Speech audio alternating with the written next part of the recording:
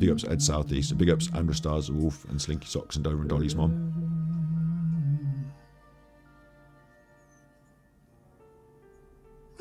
Hello. Thing is, as well, I'd say what you're saying there, Ed, about he's forgotten content creating as a job. It's never been a job for Alan. It's never been a job. The reason he covers his face is he realises they're watching. The shame of him, but the smile, the laughing, he's laughing at them. It's always been a grift. Other people create his content. He steals his content. Someone puts it in front of him and he reads it. He's never created. So he's never considered it a job. This is a con job. I can't believe I'm back on Patreon. You are my Patreons. Look at it. 35 of you. If you've been reading my stuff, you'd understand why I've been so long. If you've been reading my stuff, coming back. What? Because of all the police? And first of all, I want to thank all of you, for your support, and none of you for leaving Patreon and leaving me stranded. Stranded? What, with no money? They're not. No one's obligated to fund you, Alan. We're in a sort of crossroad situation where I'm not allowed to say anything. You have to. This is bollocks. He's going to pretend that he can't say anything about it because the police are investigating, so he can't say anything. But the truth is, they've told him, don't talk about Super Chuffer because you're causing your own problems. Like, they've given him a tips list. They haven't said, do this, do that, we're investigating. They've said, here are our top tips to avoid getting trolled on the internet. Stop talking about the fucking Super Chuffer, you prick. So he doesn't want to talk about me. And plus, if he talks about it, he'll get caught up in all sorts of lies. And he doesn't want to have to deal with that. So it's easier to say to his patrons, I'm not allowed to talk about it. And then we'll move on. And that's just the coward's way. I could say the coward's way out there, which is like an allusion to suicide. So I won't say that. But, that's a cowardly thing to say, isn't it? I just can't talk about it. So... go by what I've said in my notes in Patreon. You can read. So go and read all the stuff in Patreon where you've been talking about it all week while you've been playing poker. So you couldn't talk about it, but you could publicly post about it in Patreon. Got it. My stuff. Big ups, last Karen. Week, and you have to go by what you're told about the person in concern. I mean, it's like me. You mean? I really can't say anything about that person. Me. No, that's past. I had all Adam's clips for defamation. I could take him in for defamation. Now his YouTube channel's gone. I think it's a bit difficult for me to go to a solicitor and say, this man made a video about me on the internet and said that I sexually assaulted his daughter and it's all lies. Can we do him for defamation? And they'll say, yeah, show me the video. And I'll say, well, I've got clips of it, but it's gone because he got deleted off YouTube. And they'd say, well, I think you've won. I don't think we need to go to court. I think you've already won. I'd have to prove a bit more that it was damaging. Like, Alan doesn't damage me. It's meaningless. So that ship has slightly sailed. But phew, thinks Alan. Scott's not going to take me to court for defamation. Phew. But I've still got all those clips. And depending on what he does in the future, that ship could be rigged again, couldn't it? Rigged, like literally rigging the rigs, not rigged as in fixed. A cheat, a con, but rigged.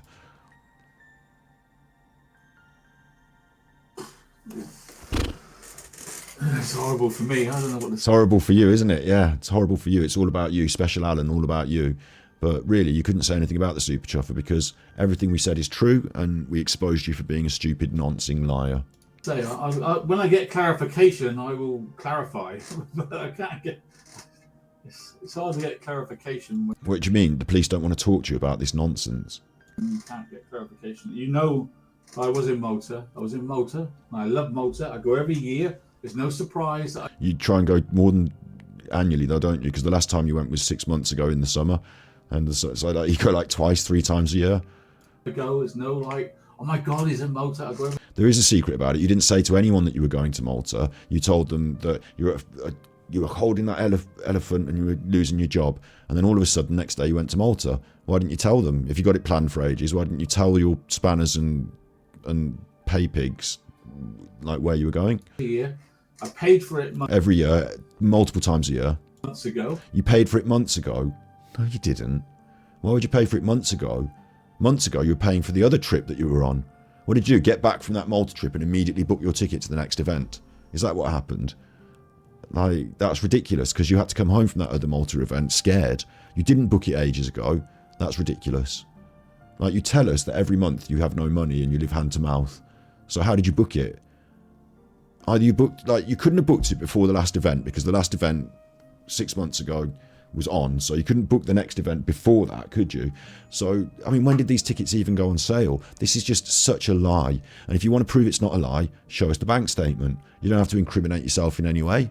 You can show a bank statement for an item purchased on a statement. You know, show it legit. You might as well show your address on it now, because you've shown that before. Like, you're just making up lies. That's why I was still able to go, although I lost my job on YouTube. So you were still able to go because you booked it ages ago, but you could argue that even though you'd spent that money ages ago, you could just afford to lose it instead of... Because going there wasn't just the thing, was it? Oh, I paid for it, it's all inclusive, I might as well go. In that case, you would have gone and not played any poker, because the poker hands to get in there cost £500 a time to sit down at the table, wouldn't they? You know, isn't there a cost of money to sit down and play poker? So you would have probably chosen not to do that, wouldn't you? Like, oh, damn it, I can't afford to do this, but I've already paid for it. So I suppose I'll go on the holiday, considering it's all inclusive. I don't want to waste that money. I get that, but extra money on poker games seems a bit excessive. I think it's a lie. Which means I've lost 80-70% of my income. I would have cancelled if I could. I couldn't cancel it because I already paid for it. I'd be stupid not to go, wouldn't I? Well, no, you'd be stupid to go, because you could have stayed at home and worked, but instead you went away, you couldn't earn any money while you were away, and you spent money playing poker. So maybe you could have got a refund on the flight or the hotel or something. Like, I'm pretty sure hotel bookings are refundable. Like, when did you decide that you couldn't afford it? The day before. Oh shit, I can't cancel this now.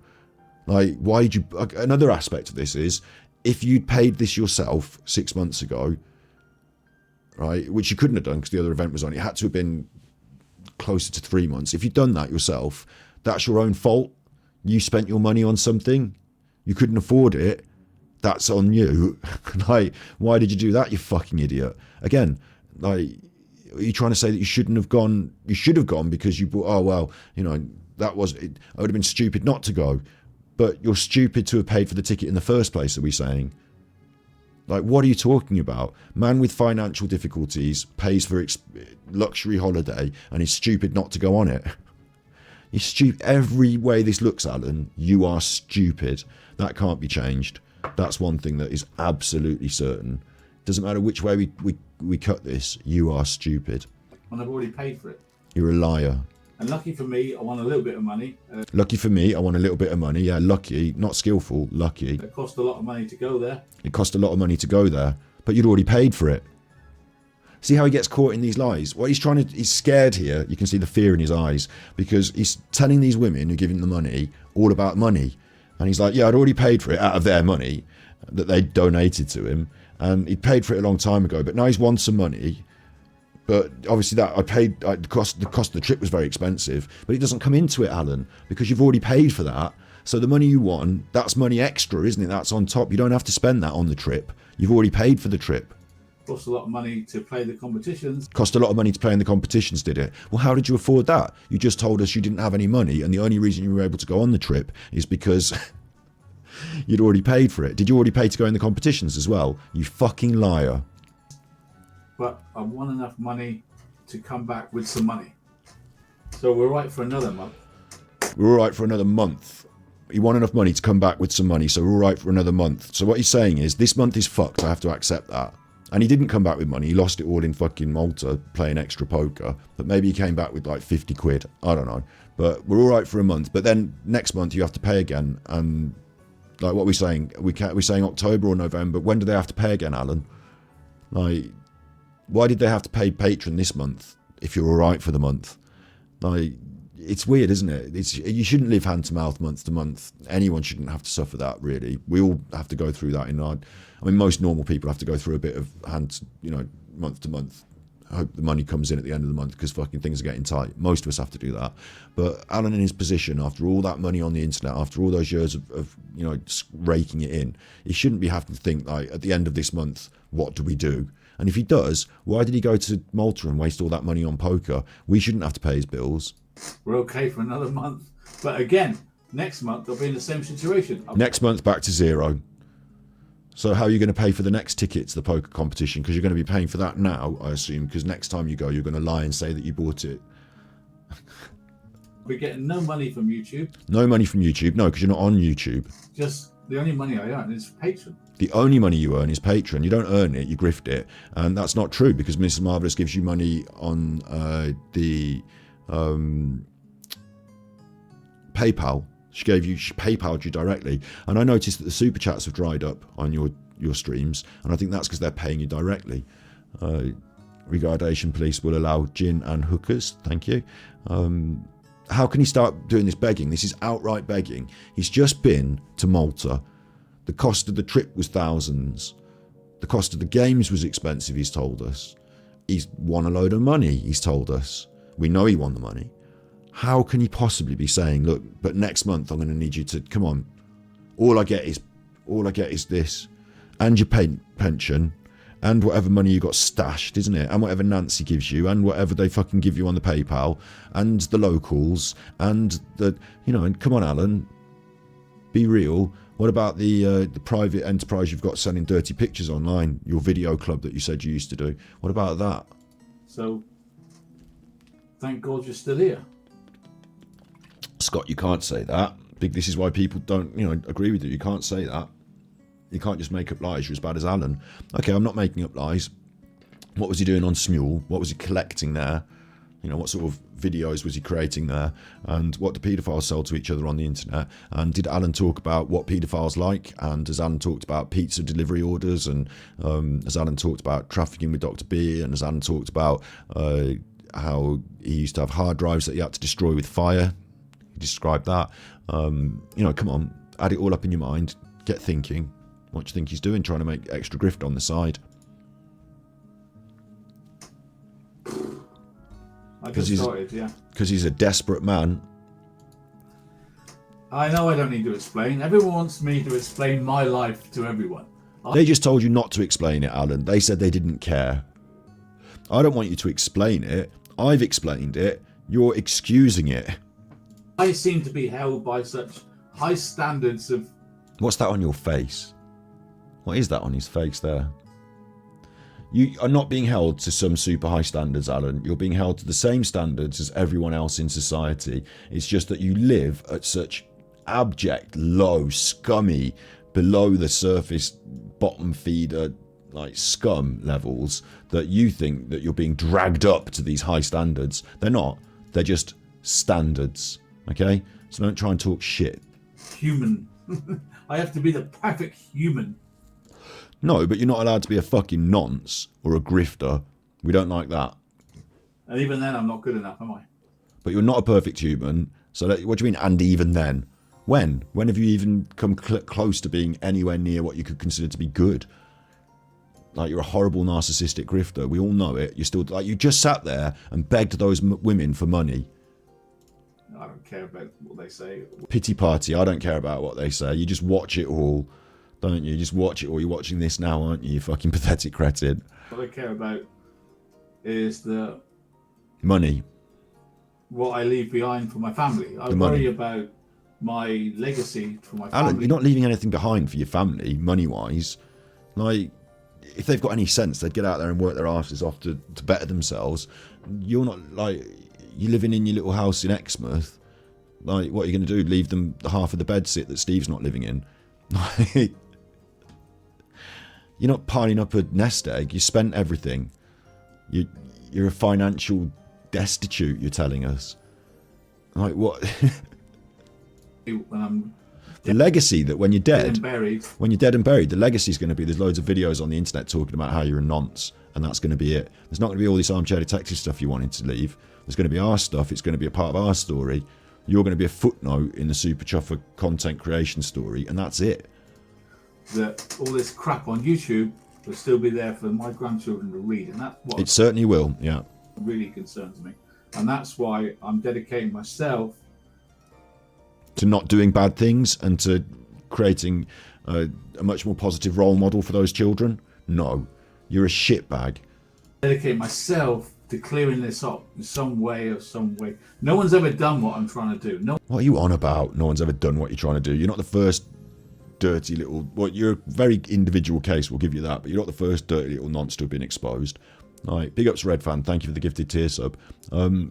If you want to sort it out, Alan, you can come clean, you can apologise, and you can come on the show, you can talk to me. Not on YouTube, of course, you can do it on Twitter, Twitch, and you can do an interview where you say sorry all the time and apologise for all the things you've done, and we'll list them, and you can apologise and say how bad they were.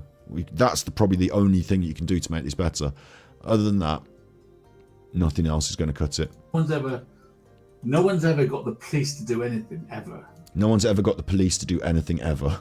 And I'm trying my best to do it legitimately, but I want to do it for other YouTubers. Trying your best to do it legitimately. You told them lies about it being a live interview.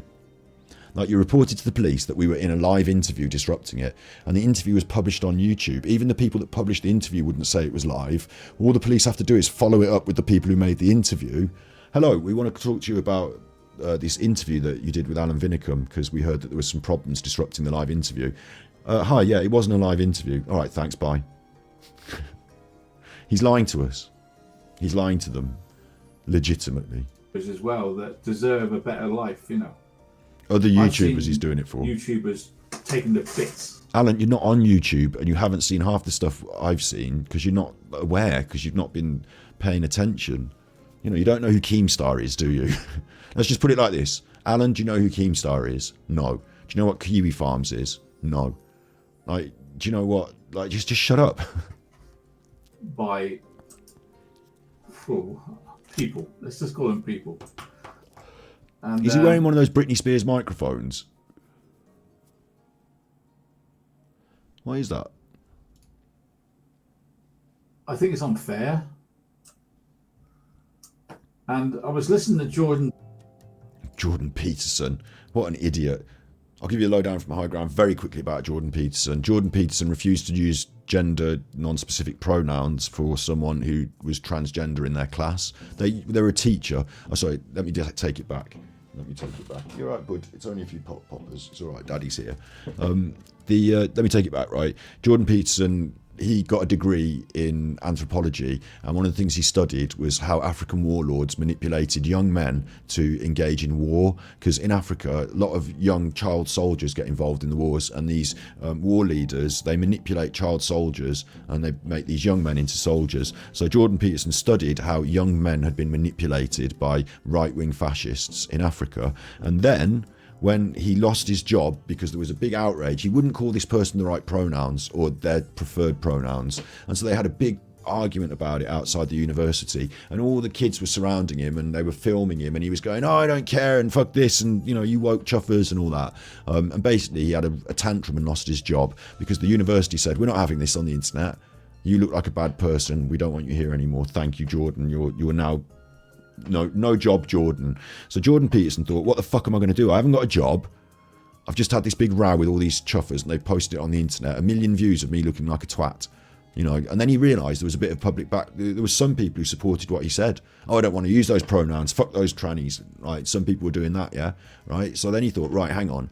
There's a group of people on the internet who are, like, not trying to cancel me. Oh, he wasn't even started before he got cancelled, but so I can set myself up with them, and then notice that a lot of them are young men and a lot of them are right wing, and ting ting ting ting ting, I've studied how to manipulate the right wing from the right wing because of the African warlords thing. So he applied these principles, some of the principles of what the African warlords used to say to these kids to get them engaged in that, like soft touched it, but applied these principles to manipulate young men across the internet, and lo and behold, he managed to collect a following of angry young men on the internet, and that's Jordan Peterson, a proper cunt. And you don't want to listen to the shit he says because it's bollocks. He's a misogynist and he's tired and he's an idiot, and a lot of his intellectual arguments actually fall fucking flat on their face when you intellectually analyse them, because he's not that smart. Jordan Peterson's a twat.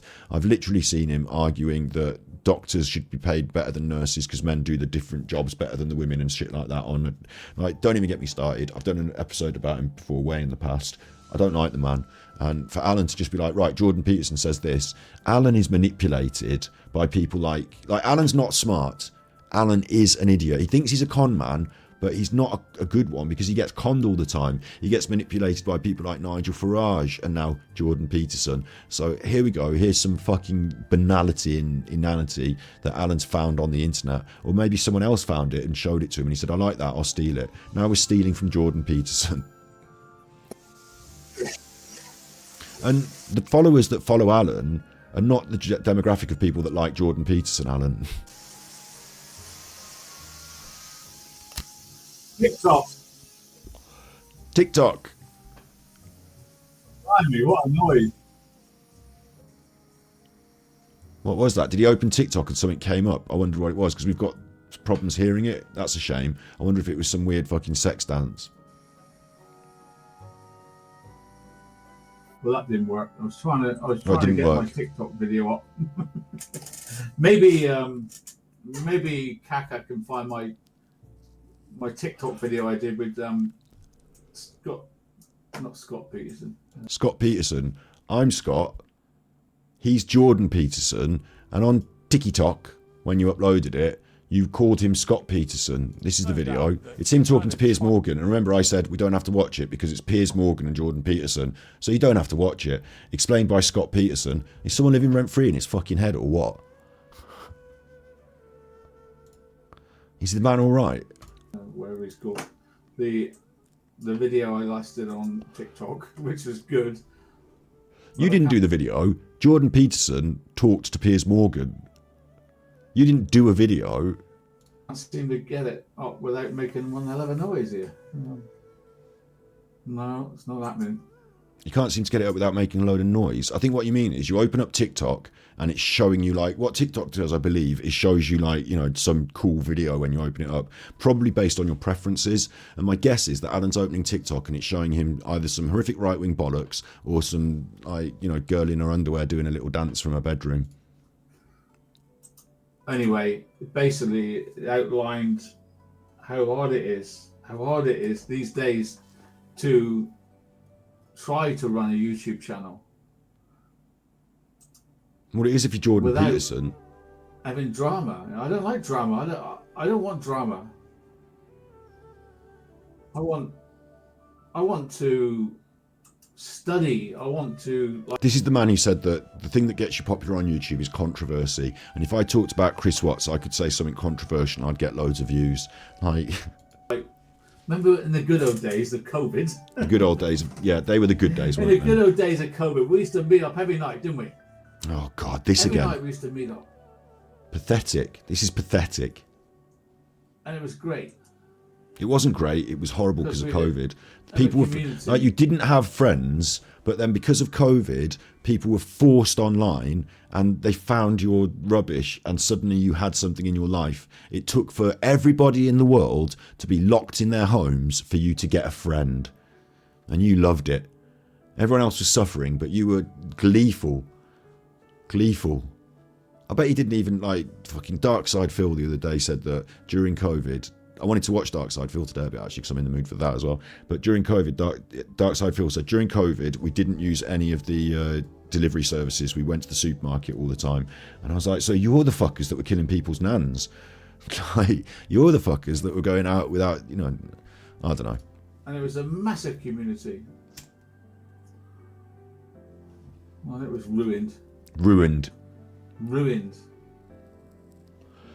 by people, jealous people. No, I've never been like. See, the thing is, again, jealous people. I was never jealous of Alan's success in COVID, was I? Because I wasn't even watching. I didn't even know who he was. I've never been jealous of his success on YouTube because my first perception of him is I do better numbers and have better content. Like there's no jealousy from my end. But for Alan to have taken that, like, to be on the crest of that wave and to have collapsed it into nothing is just like a fucking joke. Like, it's a story of a failure, like every other business he's ever conducted. Everything else he's done in his life, story of a failure. That's what they should put on your obituary, story of a failure. Well, I don't know what the answer is. I thought you knew what the answer is. I thought you got Jordan Peterson to help. Do you know what the answer is? Stop. I think it's like... Stop being a cunt. YouTube is at its infancy, right? Infancy, I believe YouTube. It's infancy. It's not in its infancy, no. YouTube's about 20 years old now. And like YouTube is now being superseded by more modern platforms like TikTok, and like they're having to assimilate, to use a word, integrate some of those systems into their own ecosphere. Like YouTube, how can you be so fucking naive? Rumble's in its infancy. You're on Rumble. it will work out in time. In time, it will. I don't know what year. No idea what year. But basically, you have a situation where social media is terrible now, isn't it? Have you seen how many people? Well, I think when Elon Musk bought TikTok, it was a bit of a negative, wasn't it? Because now you've got the right wing in control of TikTok, like whereas before it was just a haven for the right wing. Now they're in control. What's he doing? People have been cancelled by cancel culture or destroyed. Celebrities have been destroyed on a weekly basis, aren't they? I watch rugby. Okay, now rugby union World Cup just came up, and England did really well. They finished third, and it was an Englishman that refereed the final between South Africa and New Zealand, right? And he's the best referee in the world, right? But because one team lost and one team won, and there was a sending off, he had over 50 death threats. And of course, I'm just a small YouTuber. Imagine being the referee of a world final. Turkey's in my mic, isn't it? A world final. What was that? Saul must have said something in his chat. Obviously, I can't got no record of it, but Saul must have said something in his chat and he didn't like it. He moved the microphone because of it. Of course, I'm just a small YouTuber. Imagine being the referee of a world final. Oh no, it's not in his chat, it's on his phone. And they've said, we can't hear you properly, move the microphone, you dimwit. Because look, it's behind you and it's pointing over there. It should be on the table in front of you, pointing at your mouth. Look at his face. What?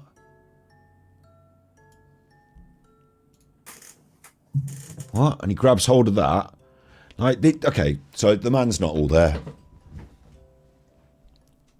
Like, sometimes I realise, I can't quite explain it, but like sometimes I realise like I'm battling with a dimwit, and it's actually unfair. He's had that microphone in that room for ages now, yeah? So what makes you think that grabbing it by the stand is going to help?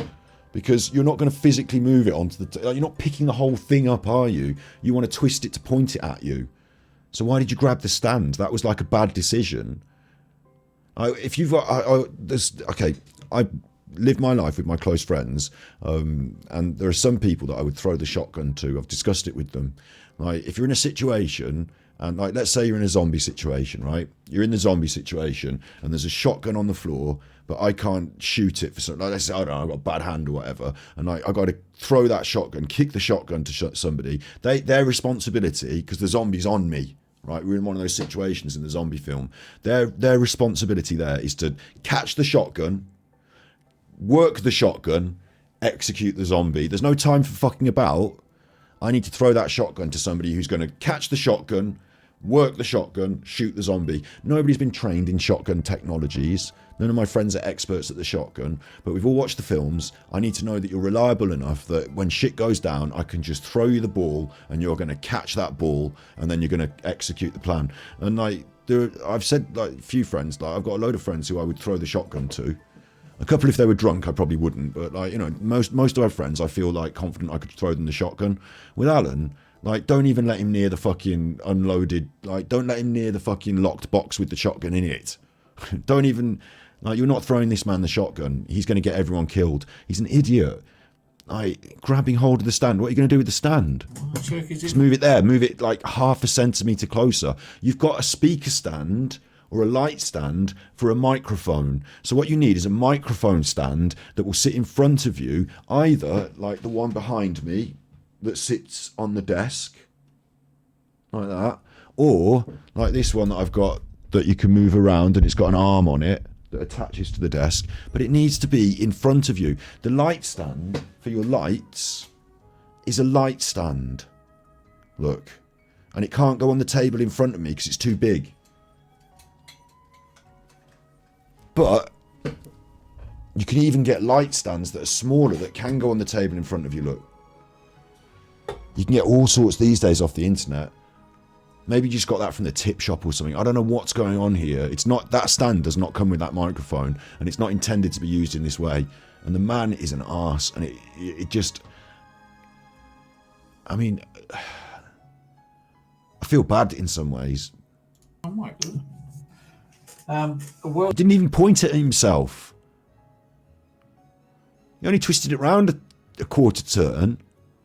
So now the microphone is pointed at the computer, you, the audience, and the man is sat next to it talking away from it. It's just like idiocy of the highest order, and it sounds shit. And it, I mean, look at this background, the light reflecting on the picture so that you can't make out who it is, and there's a light reflecting on the picture above it so you can't make out what's on that, and you wouldn't be able to read that anyway, even if it was properly lit, because for fuck's sake, like, what is this setup? the final, and 50 people, you've got a family, and 50 people write to you and say they're going to kill you and your family. And he retired there and then. He said, I'm not doing this anymore. And he retired from being a referee of rugby union. At the pinnacle of his career, refereeing a world final, couldn't stand the trolls. It's different. And I know many a YouTuber... It's completely different. I don't know the decision that was made on that refereeing decision, but there are very angry people. Maybe it was a bad decision. It's completely different. ...just killed themselves because the trolls have sent them to it. You've got these egomaniac, like... They want to destroy your life. People that you wouldn't let into your life. They're like crazy people. Yet they can come into your life through YouTube. That's what you did to those families that you were talking about on the internet all the time. And come into your life through Facebook. And they can say what they like about you and do what they like and do what they like and not held accountable and hide behind false names. And I'm not hiding behind a false name and not being held accountable. I thought that we were going to the police. all this terrible goings on. Terrible. Pity party. Terrible. See how he's laying it on thick now because he got caught going to Malta. Well, he's scuffed over that. But now, oh, I need your money. I need your support. It was, before he left for Malta, it was super pity. And now he's come back, it's super pity. And his face, look at his face. He's a liar. He's just doing this for fucking pity bucks. He's just manipulating them. They're just so stupid. They deserve this. If they buy that, if you buy that, then, you know, I've got an Oscar performance in the back room. Go on, it's in the back room. An Oscar performance that you're going to get to see someone performing an act that even better than that, like Oscar level. Go on, it's in the back room. It's in the freezer. You're going to have to get in the freezer first to look for it. Honestly, just wait in there. Bang, with the lid. Bang. Just wait in there. I'll go and get the Oscar performance actor. It's not right. Something has to be done. Nothing. Something has to be done. And it's down to me. I don't see many people fighting. I see drama where one channel will fight another channel, and then other channels will bring in other people, and other little people will become channels and they want to fight. I don't see anybody taking it. I think that I don't see anybody taking it. I think that what was supposed to happen was that Genetic Code and whoever else, Bin was supposed to take me down, and that he like looked at them popping at Scotty Hottie and thought, right, leave it to Genetic Code, or like, you know, give Genetic Code something and poke Genetic Code, you know, like that. And in the end, what he saw was I got a load of views from telling them everybody what Genetic Code was. Like, he's got to fucking do it himself. No one's going to do it for him. What you could do, Alan, is you could stop being a cock. Apologise.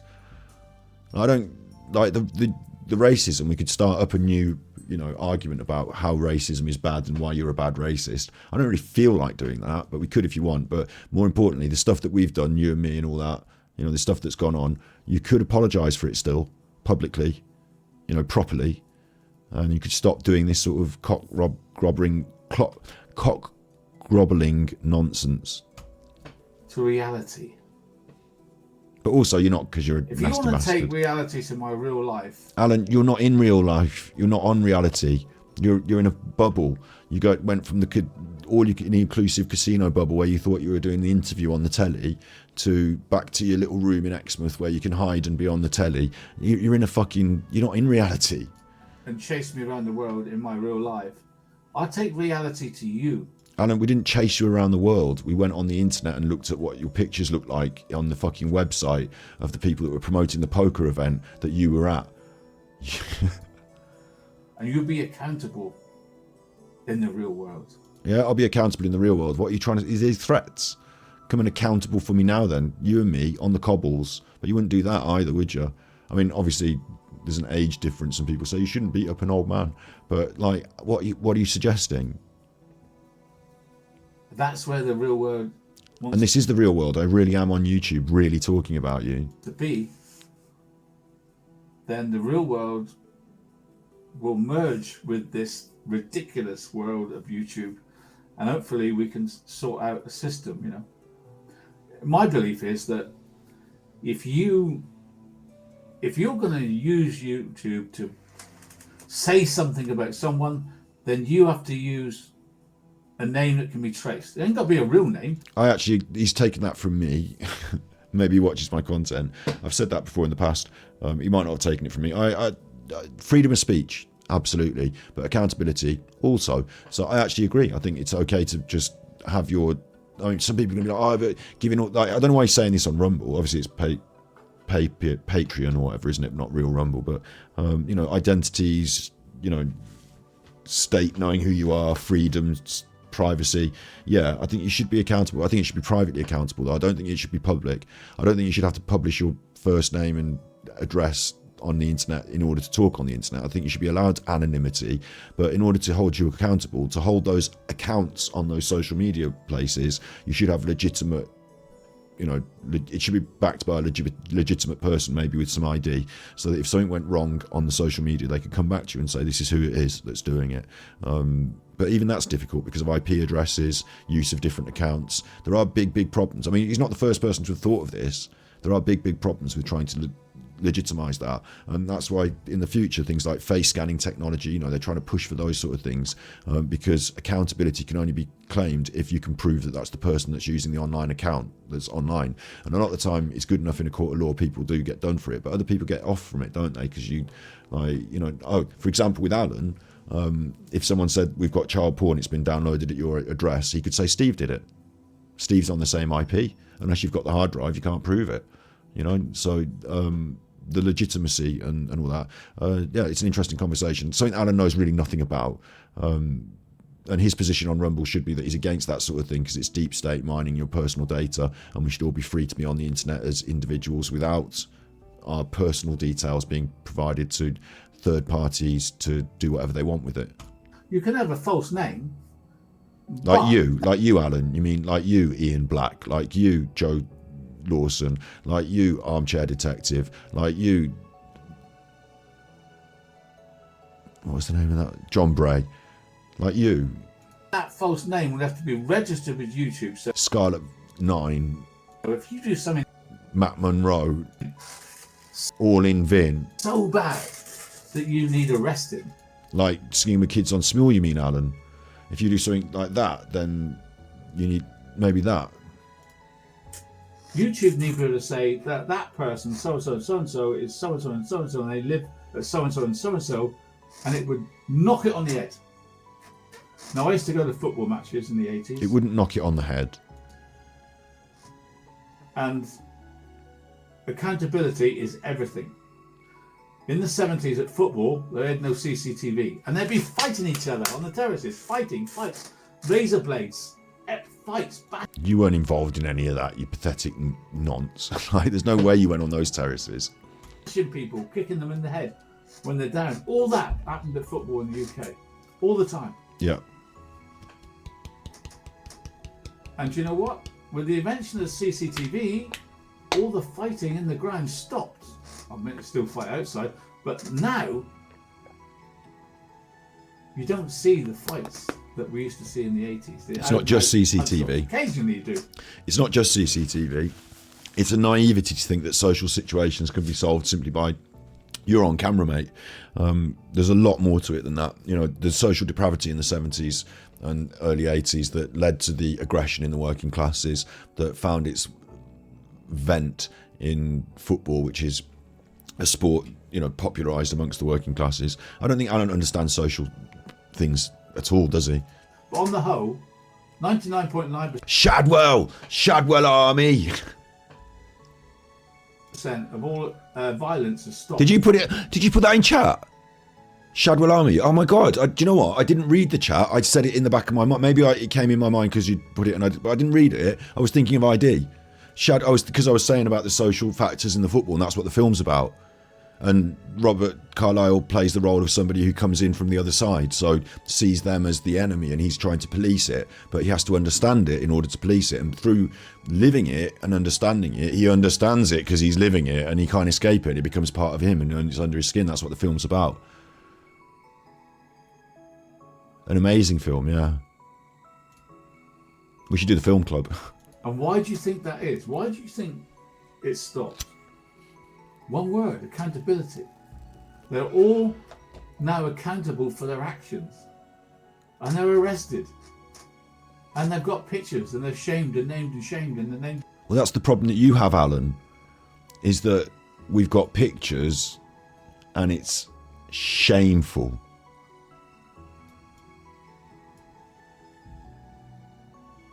Is he aware of what's going on here? At this point, I think, because I know he's been on his holiday, yeah? And I know he's like, you know, a bit out of touch with the world anyway.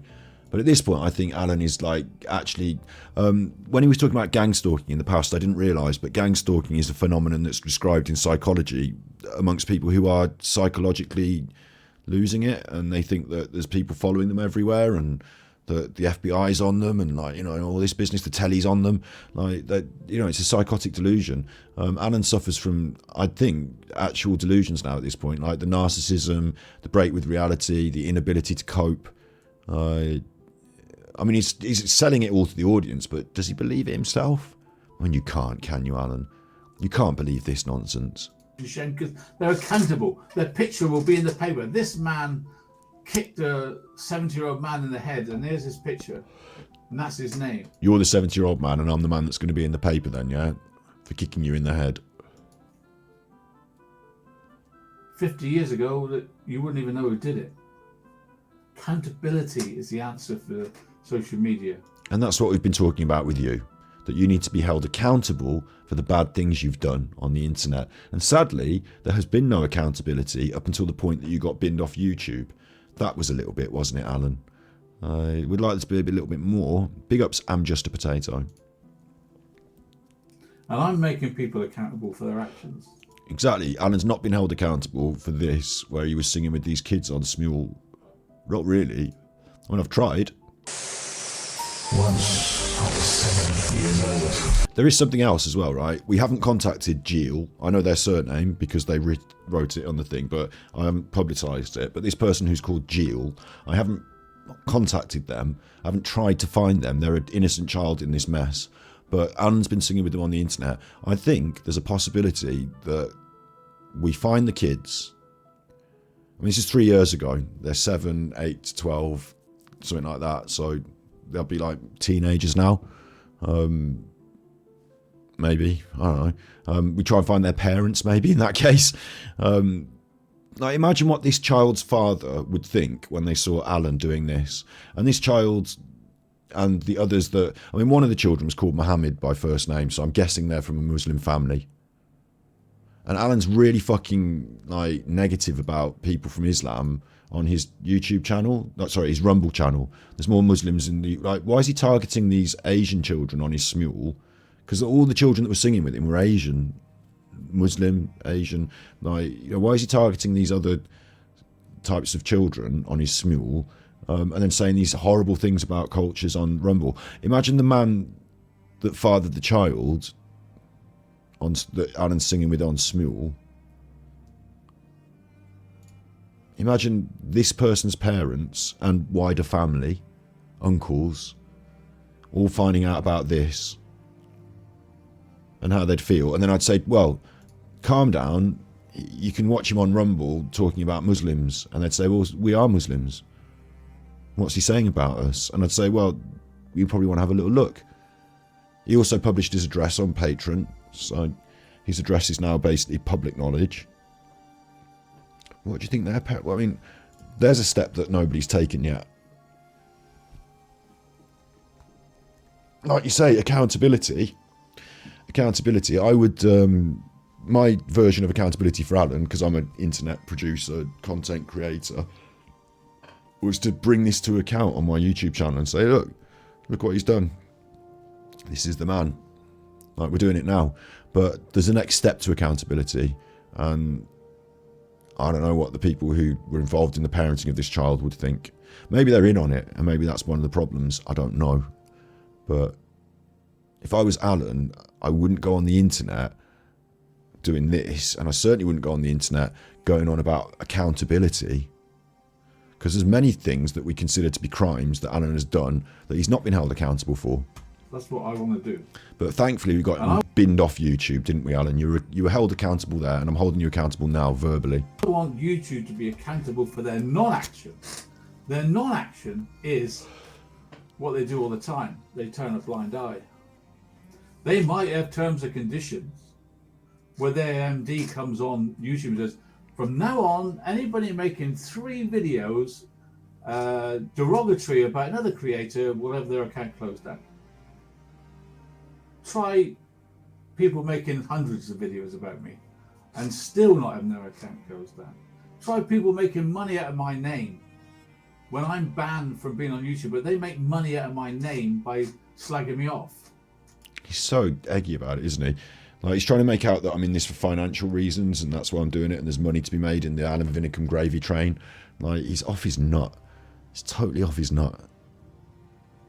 But it is funny to me that we get the tippies and the super chats and it makes him cross, you know. It's funny to me that we are able to make content about him on the YouTube platform and profit off it.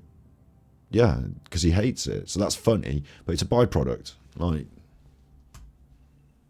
where's the accountability for that?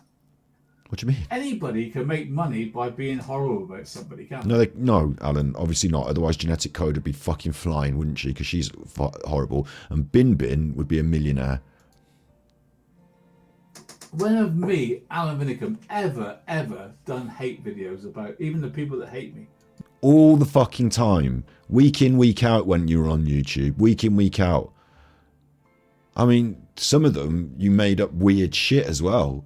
And said weird shit. When have I, Alan Vinnicombe, ever done anything wrong? When have I ever done hate videos? I've done right to reply videos. All right, right to reply videos, they're okay. But what you say in the right to reply is hateful. You did a hate video today and yesterday on your channel about foreign people.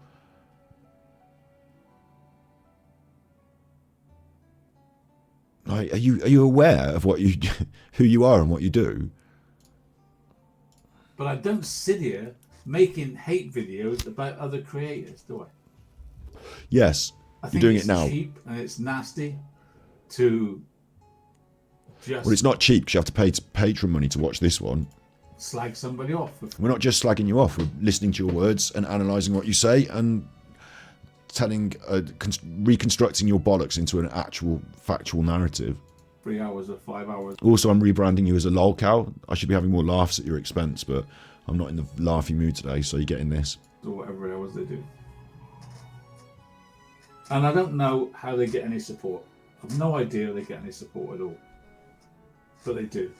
I'm just going to look through who's here tonight. Let's have a look. Anaphylaxis. Straight as a die. Anaphylaxis tells it like it is. The Irritable Owl says hello, beautiful people. Sam has done great on Facebook. I really appreciate what Sam's done on Facebook group. If you're not joined our Facebook group, we'll put it in chat. You need to join it because you'll get the latest information on what I'm doing here. Riff Raff and a lovely little doggy is a big supporter.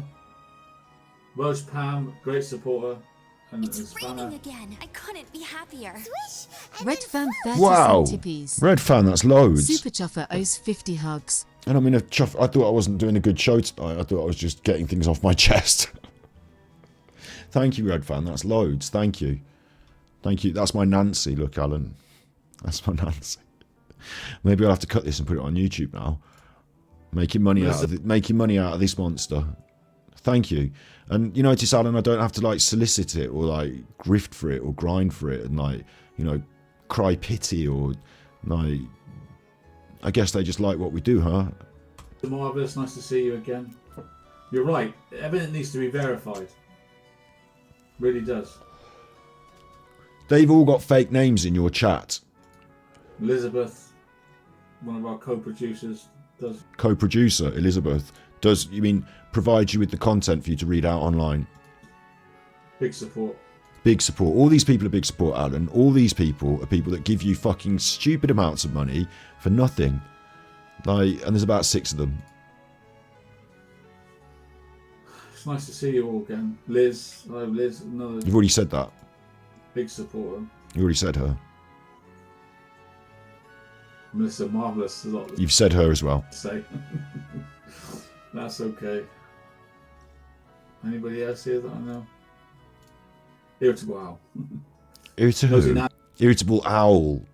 The most long-serving spanner in history. That's Always because practice all the way. That's because all your mods leave because they get fucking fed up of it. One of them took her folder of work and you were done, destitute. Kaka, of course. Great Kaka. The best letter writer. Red Fad thinks I need a haircut. Big ups. I could have a haircut. I could do that. I haven't got any scissors in front of me, but I can do it live on the stream. I'll just go chop because I don't care. I'm a hairdresser. I'll be able to get a decent angle on that and just chop and then feather the ends and I'm done. Like, fuck it. It's just hair. in the world I'll shave around the back. I've ever seen anyway. Nice to see all the spanners with somewhere to. Nancy, hello Nancy. There's Nancy. Nancy, sorry I haven't been around much. Is that our Nancy? Or is that Nancy Storm? I don't know. I thought Nancy had a dog. Is that a different Nancy? I thought Nancy Storm was the Nancy. Do you think there's more than one Nancy? I don't know. Is that a different Nancy? Nancy, yeah, it's on Nancy. Nancy, How many Nancys does he think he's got? I don't know what to say about my absence. This is great! Oh my god, this is just... Nancy, I don't know what to say about my absence. Like, does she not read the Patreon posts? What are you going to do? How are you going to convince her this has been good? Surely you've got to say, I went to Malta and fucked all the money away on poker. Nancy's one of our biggest supporters. Yeah, she is. Hello, Nancy. Yeah. I guess all I can say to all of you is I'm not. That body language here. Nancy's one of our biggest supporters. Literally hiding on his own stream. Yeah, she is. Hello, Nancy. Yeah. I guess all I can say to all of you is. And the shame involved in that. What's he been doing behind the scenes with Nancy?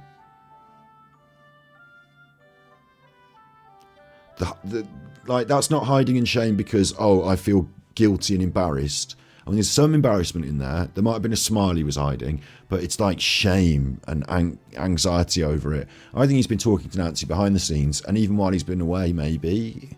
What can I say about while I was away? Or did he just, like, okay, let's say Nancy's real, because I still think Nancy's a money laundering scam, but let's say Nancy's real, and he went away for like 10 days, and she gives him £200 a day, or sorry, £200, how much does she give him? Like £200 or £300 a week. Like, so he's away for more than a week. He wants that £300, and she not, like, is always there to give it him. Surely, behind the scenes, Alan's been like, Nancy, do you want to do a private chat? Give me the £100 and I'll do a private chat. Like, I don't know what's been going on with Nancy. This is weird. I'm not. If she's not real, like, just money laundering, innit? Allowed to say anything. I was taken aback by what happened to me in Malta. I was taken aback and shocked. And, why? Martin Dean did that to you last time you actually... Like, okay, so in my experience, Alan's been to Malta once during the time I've been following him. I've been following his story for 6 months. And in that first couple of months, he went to Malta. We caught him. He was pictured in the background of a photograph.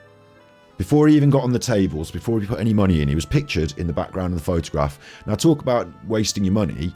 He jumped on a plane, and we clocked which plane it was. You know, we saw when the time tied in, and he flew in, and he got a newspaper in the airport, and W.H. Smith proved he was back in England, scared to death because Super Chuffer publicly said, and publicly on Twitter contacted, like, I'm a like, you know, low-key independent filmmaker, and so I have this like we all got independent filmmakers got this network on the internet of friends of friends of friends, or people on websites, or even just people you reach out to on Twitter and say, do you have a camera?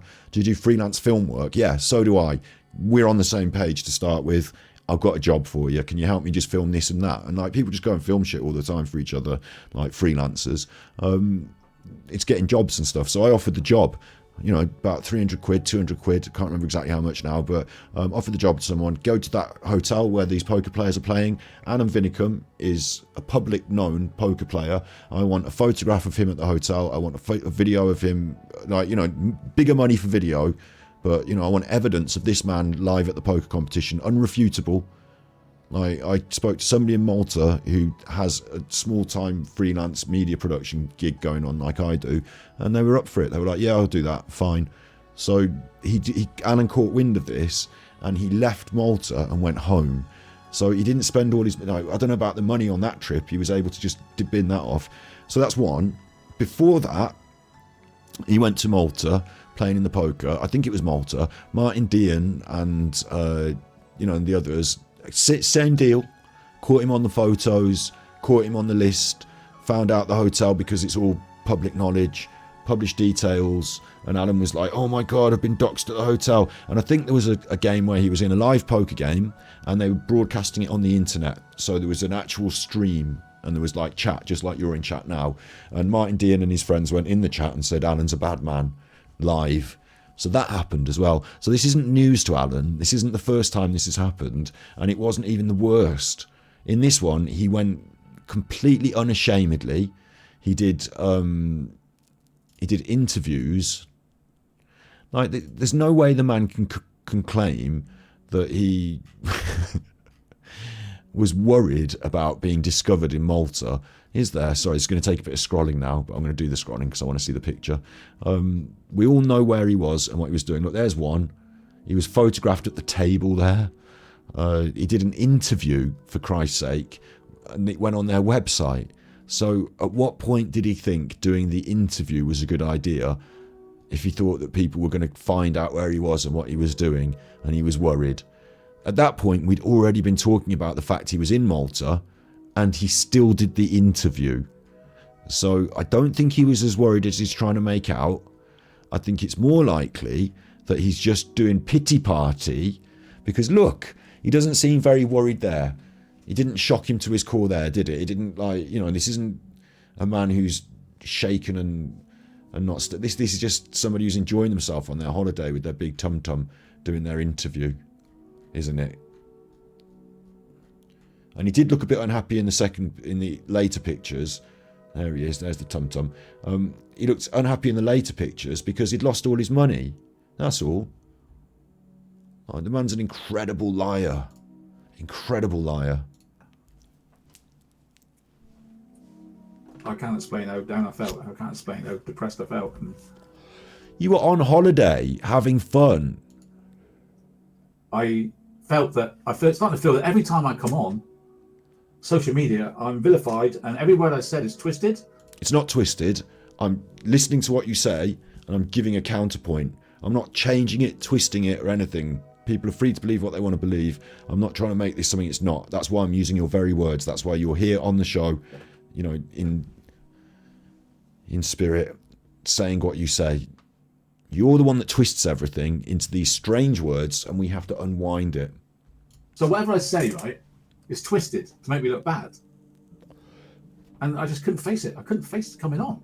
You didn't want to come on because you were in Malta playing poker.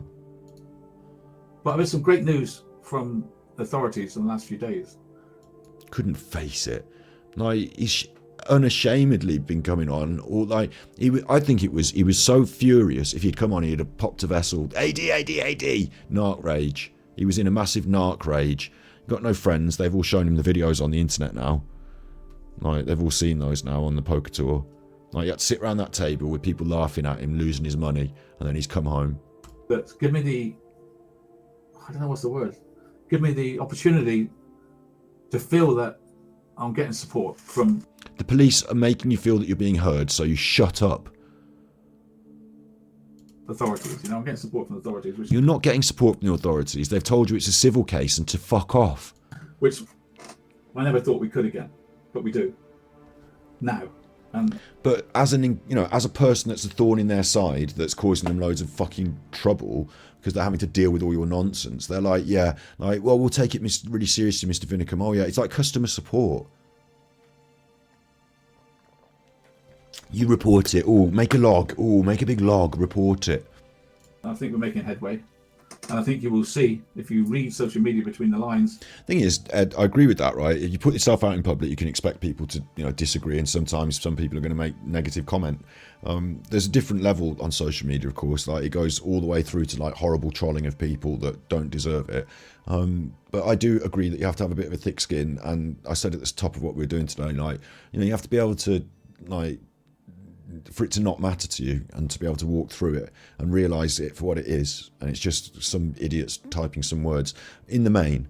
But with Alan it's different because he actually has been exposed for his actual bad behaviour, and like, it's truth that's shattering his narcissistic bubble. Every time we do one of these videos, every time he watches me saying this about him, the thing that stings him, that hurts him, that he'll be angry about now, is the truth is shattering his illusory world, his narcissistic bubble. And it's shattered it to the point where he can't even pretend he's some big chuffer on YouTube to all his friends and family anymore. He can't even wave around his stats numbers to like swing his dick. He's a pathetic nobody. No one likes him. Like, and the worst things he's been doing make people hate him for his own behaviour and his seedy, horrible grooming of children. Like, it's just, I don't make the rules. He's living this life the way he wants to live it. When being exposed in public for the true person that he really is, he doesn't like it, nobody likes it, but he's doing it, so You'll see that we have made headway. Thank the Lord. Thank the Lord. Now it's God's involved. He mentions God because a couple of his subscribers, a couple of them, are that like gone in the head that they're so hardcore on the God train that they think Alan's good and they're on the God train, and like, he mentions God for those reasons. God wasn't there when you were gambling in fucking Malta, was he? Jesus wasn't big on the fucking poker, was he? Yeah. I can't really talk about it.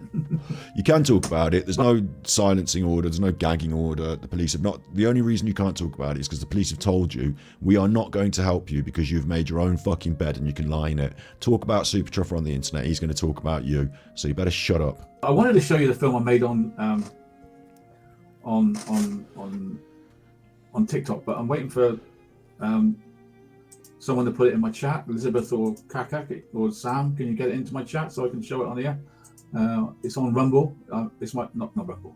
It's on TikTok. It's the one I made yesterday with Piers Morgan. I wanted to show you it, but I can't. You didn't make a video with Piers Morgan. I seem to find it. I don't know why. Somebody clipped Piers Morgan and you uploaded it to TikTok. On TikTok. I need the link. If someone can find the link, I really appreciate it. You can't. Look, how can the man not find his own TikTok channel and just open up a video? I thought it was a great piece of work, but I'm not able to. Don't seem to be able to bring it up. If someone can bring it into my chat. I'll tell you why. Because he just opened TikTok earlier and it brought up some fucking stuff he desperately didn't want to put on the screen. He was scared. Why not just search TikTok for your own video? Oh, because all the channels I subscribe to on TikTok might come up, and then you might see some fucking, 12-year-old in a underwear dancing to a thing like. Kaka, if you could bring it into chat, I'd really appreciate it. I can't do three. I'm a man. I'm going to do one thing at a time, right? Sexism. I know that's pathetic, but it's a fact. No, it's not. Useless fact, I know. I wanted to show you what I did with it. I can't get it. Big up, Sandy. Have you got pops going on there as well? Yeah, my dog's under the table. I took him for a walk in. He's done his, I don't want to say the word in case he feels like he needs it. He's done that, but after stream, I usually like to take him for another one. I hope he's going to want to do it. And I can't go on all night for that reason. I need your help. I need your help. I need the link for my video I made on TikTok. I can't get it up. Alan can't get it up. Well, he can't get it up. I'm going to quickly go bathroom break. I suppose I'm a protected group now. I do deserve a little bit of protection at my age. I don't want drama. I want to learn. I want to investigate. I want to help solve crime. That's all we're here for. And you guys in chat to talk to each other. They've ruined it. what are they left with now without me on YouTube? I wonder what it's like on YouTube without AD. I wonder what it's like. I wonder what it's like on YouTube now. I wonder, eh? Let's see if I can get that up. Thanks for the link. I'm not sure if I can get it up. Let's have a look. No, that's no good. Yeah, how do I get it? Okay, so there must be a way of finding that, get it on its way. So I share it, copy the link, right? I copy the link.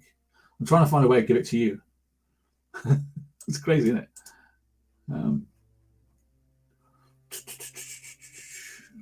Talk amongst yourselves. I'll do it. I will find a way. I always find a way. So he says. Jurassic Park. Oh, come on. No, I can't. What a twat. I know it's in our chat, but I can't get it up on the screen. I don't know why. It's just because I'm doing it through. This is funny, isn't it? Because do you remember in our Halloween special, you know, in the last upload on Battery Exhausted on the last stream, we watched that bit of him doing the film club, and the lady said she couldn't open the link and it wouldn't work, and he said, well, everyone can follow a link. I mean, I can't do technology, but I can follow a link. And like, no, you can't even do that because I'm doing it through this this link here. It's an unusual link, and I can't get it. Nearly swore then. Don't swear, Alan. Don't give up either. This is my thing. Whose voice was that in his head? Don't swear, Alan. Was that a teacher's voice, or was it a parent's voice? That's fucking weird as well. It's just because I'm doing it through this this link here. It's an unusual link, and I can't get it. Like, why didn't you just admit to anything? I don't want to show you my TikTok because I'm scared that you'll see the TikTok, so I need to get a separate link to you so that you can put it on the screen for me, who's in your stream as a guest, and I'm not really running the stream myself. And like, why doesn't he just tell the fucking truth ever? Nearly swore then. Sniffy sniff. Do you think he's on the snifter tonight? Don't swear, Alan. Don't give up either. This is my thing. Tenacity, right? Do not give up. Don't give up on me, baby. It's not that, Alan. It's that you're obstinate. There's a difference between tenacity and stubbornness. You bully. You won't stop. You proved wrong and you still won't stop. We'll still come through. I've got to give up. I can't do it. Mamma mia. There I go again. No, I'm not giving up. I refuse to give up. I will carry on until I get you this Peterson thing. But nobody needs to see it because all your followers have already seen it on the TikTok where they made it and they uploaded it for you and they left the nice comments for you and they watched it 3 times on each different device because you told them to watch it several times. You know, those people, the ones that are in your Patreon now that you're talking to, they don't care. They've already seen it. But to be honest, not being able to get a video up on your screen during a fucking stream is a bit of a new low, isn't it? Come on, AD, concentrate. Oh, you say sniffy sniff when he smells his fingers. Bear in mind, I'm saying I think he uses cocaine on the irregular but regular and utilises it to make an extra bit of cash. And I'm saying that based on the evidence of the reports of people at Vinny's bar using it and the reports of a man fitting Alan's description selling it. You know, and his behaviour and his weirdness and the fact that he's like, you know, like, so maybe that, but I don't know. There's a way. Probably not a lot. There's a way, right? So I get the link. At this stage, no, probably not a lot in this stream, but on here. I think there were streams in the past where he was definitely. I think there were streams in the past where he was definitely on something. Like people say he was drunk, but he's not. He's not always drunk. Anyway. It's fine. Big ups, Red Fan. Another gifted tier sub. You've now gifted 60 gift subs in total. Big ups. That's huge. Thank you. Copy link. Put it in here.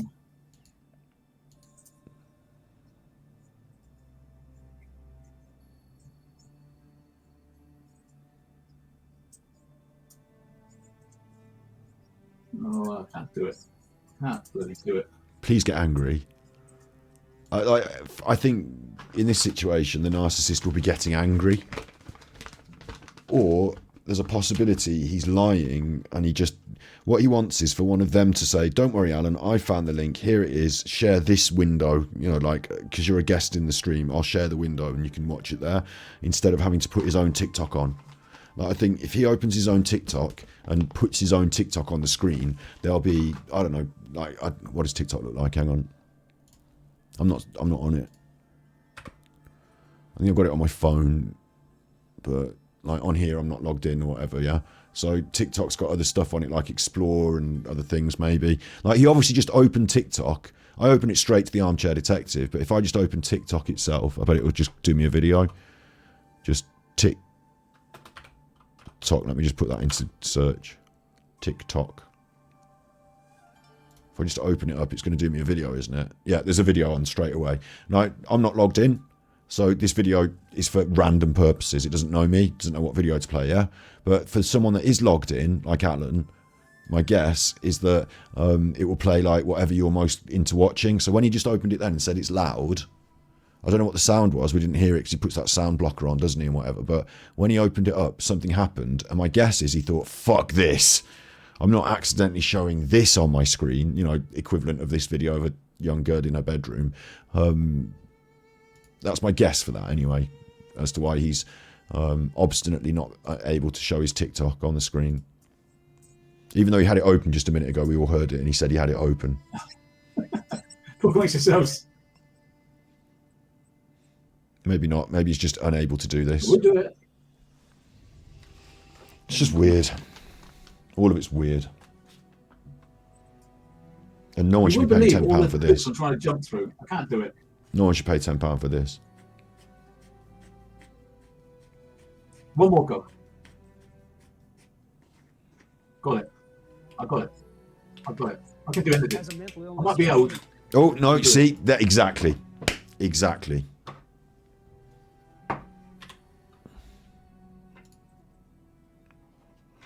Got it. Got it. I got it. Got it. I got it. I can do Like maybe he decided, fuck them, I'm going to put it on then. I've sorted it out now so I can show it. anything. And he opens it up. And what's that on the right? For you may like, for you page XXZZ. And it looks like some legs. I mean, I don't know what that is. I don't think Alan knows either, to be honest. I mean, it's quite likely that, you know, you may like might not be something he's actually looked at, and I can't judge him on what TikTok thinks he might like. But on the other hand, you know, depending on what this is, we might have our feelings, yeah? What is it? What might Alan like? A 10-second TikTok of like a leg and a missing leg? Is this war footage? Is it, you know, has he been looking at someone having their leg blown off and stuff like that? Has it been, you know, for you page, FYP, XDZZ? What are those hashtags? Have they got anything to do with anything? What's for you page? Now, I feel like I don't want to search these hashtags on TikTok because it might take me to fucking, you know, bad stuff. But I'm going to have to just find out quickly. Hashtag for you page.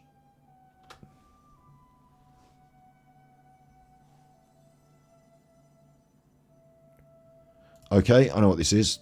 Sorry, TikTok, I'm not logging in. For you page is a hashtag that's used in Asian. Oh my God, it's Asian, it's Bangladesh.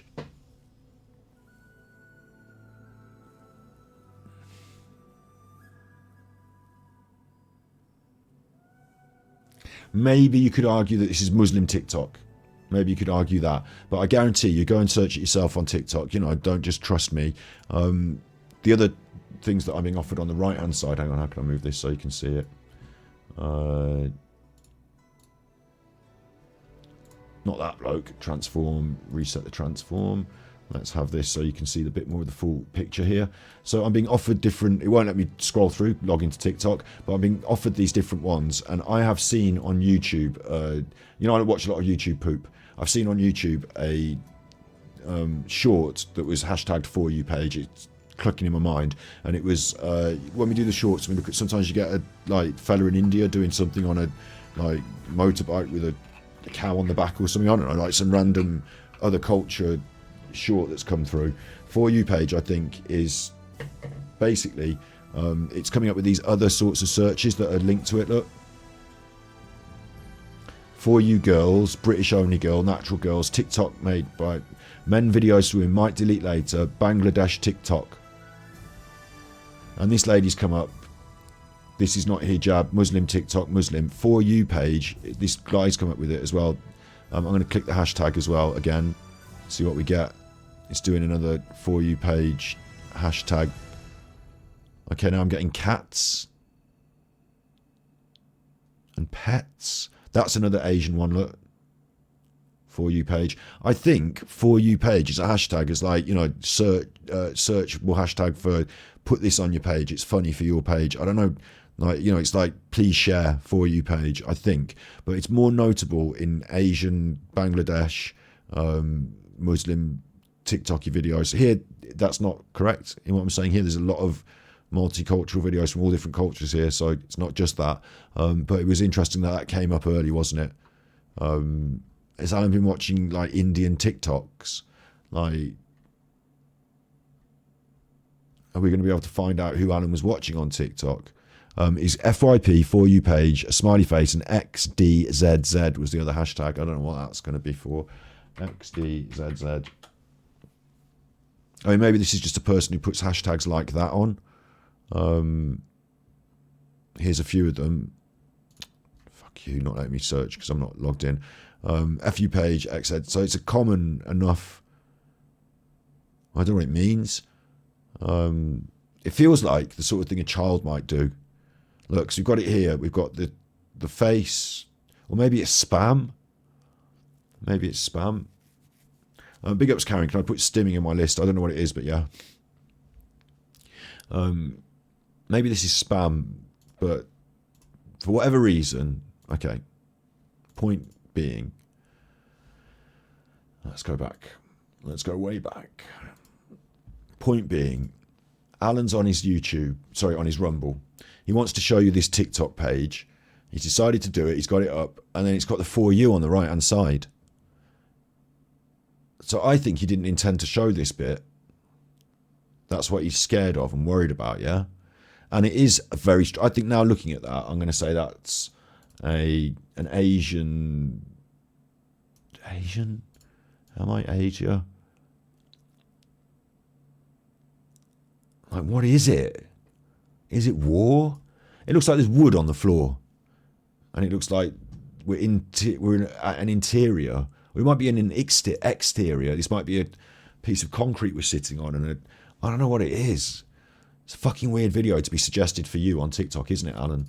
I mean, he's lucky it's not some, like I said, if that was a little girl, like, what would we be saying now? Yeah. So it's weird, isn't it? It's feet, yeah, but there's one boot on and one boot off. Like, the right-hand side has got a boot and the left-hand side appears to either have had their leg removed or it's, like, bent where you can't see it. It's not 2 feet. It's, like, one leg. It's 10 seconds of it. And I'll tell you what, some of these, like random things that you get on these fucking... I mean, this is now a huge worry for me. Let me try and see if it can make it happen. To show you what I'm talking about. So if I go on YouTube and I just go to Shorts... how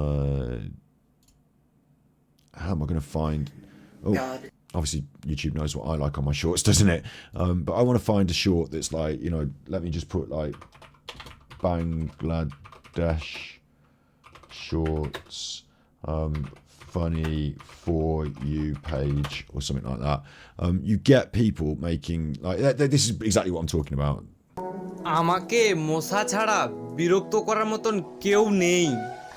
Like, this stuff gets occasionally, once every now and then, in my shorts feed, I get like a strange, not loads of views on it, just a strange short from somewhere else. Now, I don't know what the fuck they're talking about. I skim past, yeah?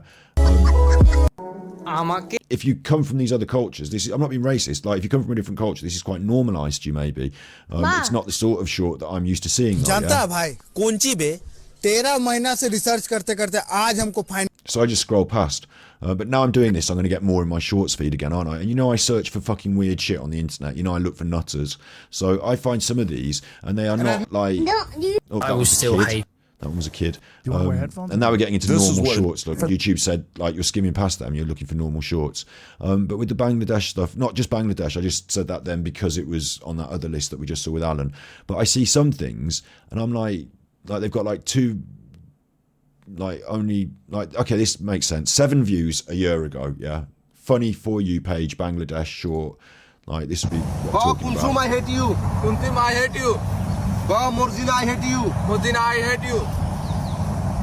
Finky, I hate you. Like, what am I supposed to do with this? Like, and when they're not doing skits and comedy, and it's just somebody like they decided to film their fucking favourite goat or something, like, or like random shit that you get to see, like from a different culture.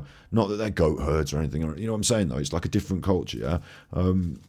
Like, everyone's got access to mobile phones these days, and in India there's loads of people, and social media is big business. So I'm guessing that there's like some sort of like there's some sort of algorithmic, like, maybe it's because I like K-pop and I like Genshin Impact and they're from China and places like that. Maybe it's because I've got some interest in India from my own culture. But sometimes I get these. My guess is for Alan to be watching those though. For Alan, the armchair detective, for him on his thing to be getting suggested a video from this culture, whatever that fucking is with that leg and whatever we're saying this is and what the fuck it is. For Alan to be suggested it like that, my guess is on his TikTok. Oh no, this is not logged in. Is he not logged in? Oh, I think this goes down the toilet. Hang on. I think I'll go down the toilet with this a little bit. It's still fucking weird, isn't it? This is still fucking weird because maybe TikTok, even though you're not logged in, knows what you want to see. I don't know. This is fucking weird now. Look, he's not logged in. Like, where do we go with this? He's not logged in. So that means that either everything I say can go in the toilet a little bit. I mean, it was an interesting little, you have to admit when you're wrong, you have to take it on the chin when things don't work out, whatever. That particular line of thought, because this is what we do on Twitch, that's why I like to do it on Twitch and maybe not on main YouTube all the time, because I might make mistakes like this. I can't say for sure that Alan, as he's not logged in, I can't say for sure TikTok has suggested that based on his preferences. For sure, I can't say for sure.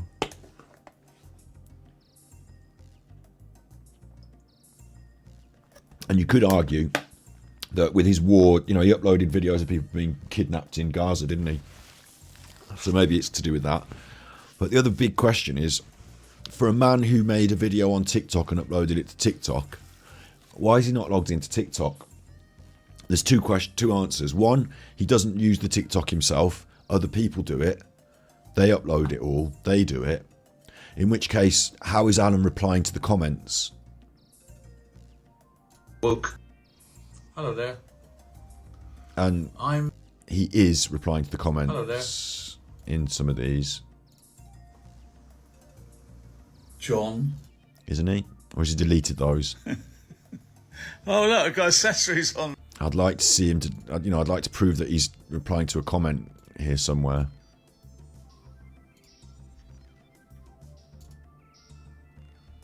But I can't see him replying to a comment, which is a shame.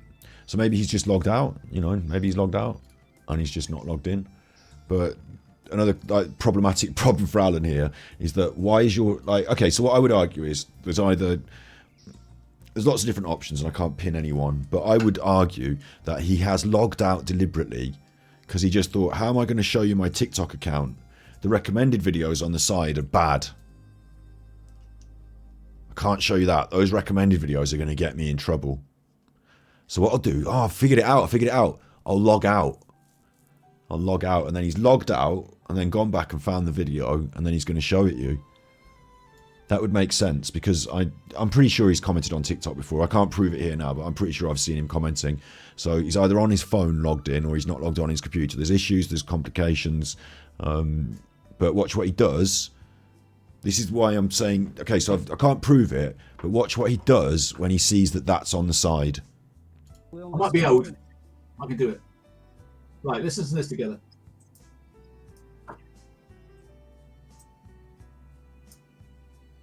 Where's it gone, Alan? Get the sound up. Right, this is Piers Morgan. Peterson. Get up there. And Scott Peterson. He leaves it up there. Okay. Maybe he's checked what it was and had a look at it and thought, that's okay, we can see a picture of a foot. Or maybe I'm wrong in all of that. Sorry, I just pressed the skip button by mistake then. Maybe I'm wrong in all of that. Maybe,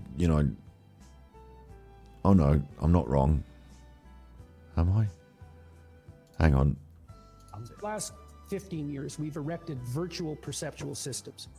and virtual systems of Oh, I can hardly hear it, Alan. Now, if Oh, look, your look. system of representing reality Oh, what is happened? not in accord with reality. Oh, what happened? Did the pit on the side disappear? I didn't do that. I'll rewind it so you can see it happen, and I'll give you the full screen on it. Someone did want to hide it, or maybe they're just being a good media producer and like framing it up properly. Where's my fucking second Firefox window now? Oh, it's me. I'm in the way. I'm the camera.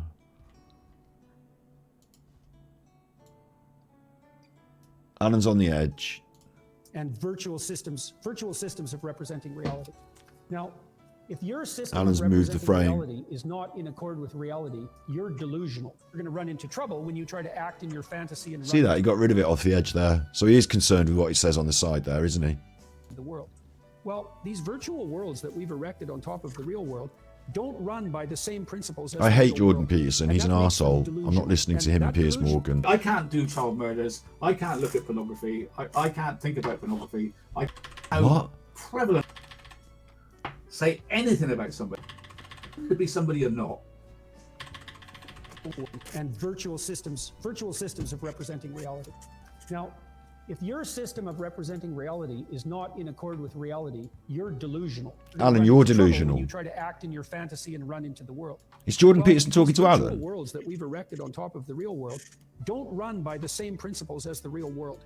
And that makes them delusional. And that delusional element is affecting us. This is weird. It's like a delusional man projecting an image, like Jordan Peterson saying you're delusional. Has Alan not seen he's delusional? Very badly in rural women. The probability that a woman who saturates her life with social media has a mental illness is more than 50%. Right. So I don't know why he said women, but he says that women, they're obsessed with social media, and we see them where they can go on 5-hour lives, 6-hour lives. 50% of them are mentally ill. I mean, like, this guy's a world's like philosopher, Peterson. Ian Peterson. Jordan Peterson is not a world's philosopher. He's an American right-wing political commentator who lost his job at university as a teacher because he wouldn't follow suit with the modern way of gender pronouncing people who, just for whatever reason, wanted to be called they instead of he. And he's sold books and he's manipulated young men into being selfish, and he's on Piers Morgan. He's not a world philosopher. And I sort of agree. When I see the trolls, I think you're nuts. Alan, you'll twist this to fit your narrative, but we're not delusional. You are. You're nuts, and you're nuts. And this is the narcissist. Everyone else is crazy. You're nuts, you're nuts, you're nuts, you're nuts, you're nuts. Everyone in the world is crazy apart from me, and I'm the right one. Like, get over it, Alan. Now, you might say, well, the Spanners are obsessed with... Oh, he attacks women. I'm just a Or potato. you might be- Alan got kicked off YouTube, and one of the reasons why, I think, because we reported him for the things he said, and one of the ones I didn't like was when he said things like stupid old women and Google grannies about people who make YouTube content and comment on YouTube. obsessed with stuff. But you don't do 24/7 social media, right? He's talking about the women that immerse their life not just in watching a creator, not just in coming into a chat, but literally all day, every day, creating a false world in this false world. Alan, that's what you encourage your supporters to do. They have to be on your Facebook. They have to think of you as some sort of magic armchair detective. You were going to do a fucking hour-long film watch-along with them. Do you remember? We watched it on our show yesterday on the main channel. Big ups, big battery exhausted. Second channel. But like the parallels here with what Alan has been doing and the women that he's directly talking to, because Alan's supporters are 100% women at this point. There are no men giving him money. It's just a small group of women who he's been able to manipulate. Pretend to be somebody you're not, and pretend they're friends that you don't know, and talking to them all day, and doing a pile-on of hate on a creator. Alan, apart from the pile-on of hate of a creator, isn't that what you encourage all of your supporters to do? Strangely, what we've got with the Discord is, I have said, like, there's the Discord, you can be in it, and I've said we can have members if you want, and then they've just done it, and like, the moderators are the people that are in the Discord that have like been committed, who want to be there the most and, you know, help the community. Like, we've got this thing just happen because people are nice to each other. Whereas what you've got, Alan, is a bunch of women who you've badgered into doing your bidding. Most of them are actually functionally constructing your show for you, and you encourage them to stay on social media and talk to each other about you. Like, what do you think they talk about in the AD chat in their fucking Facebook group?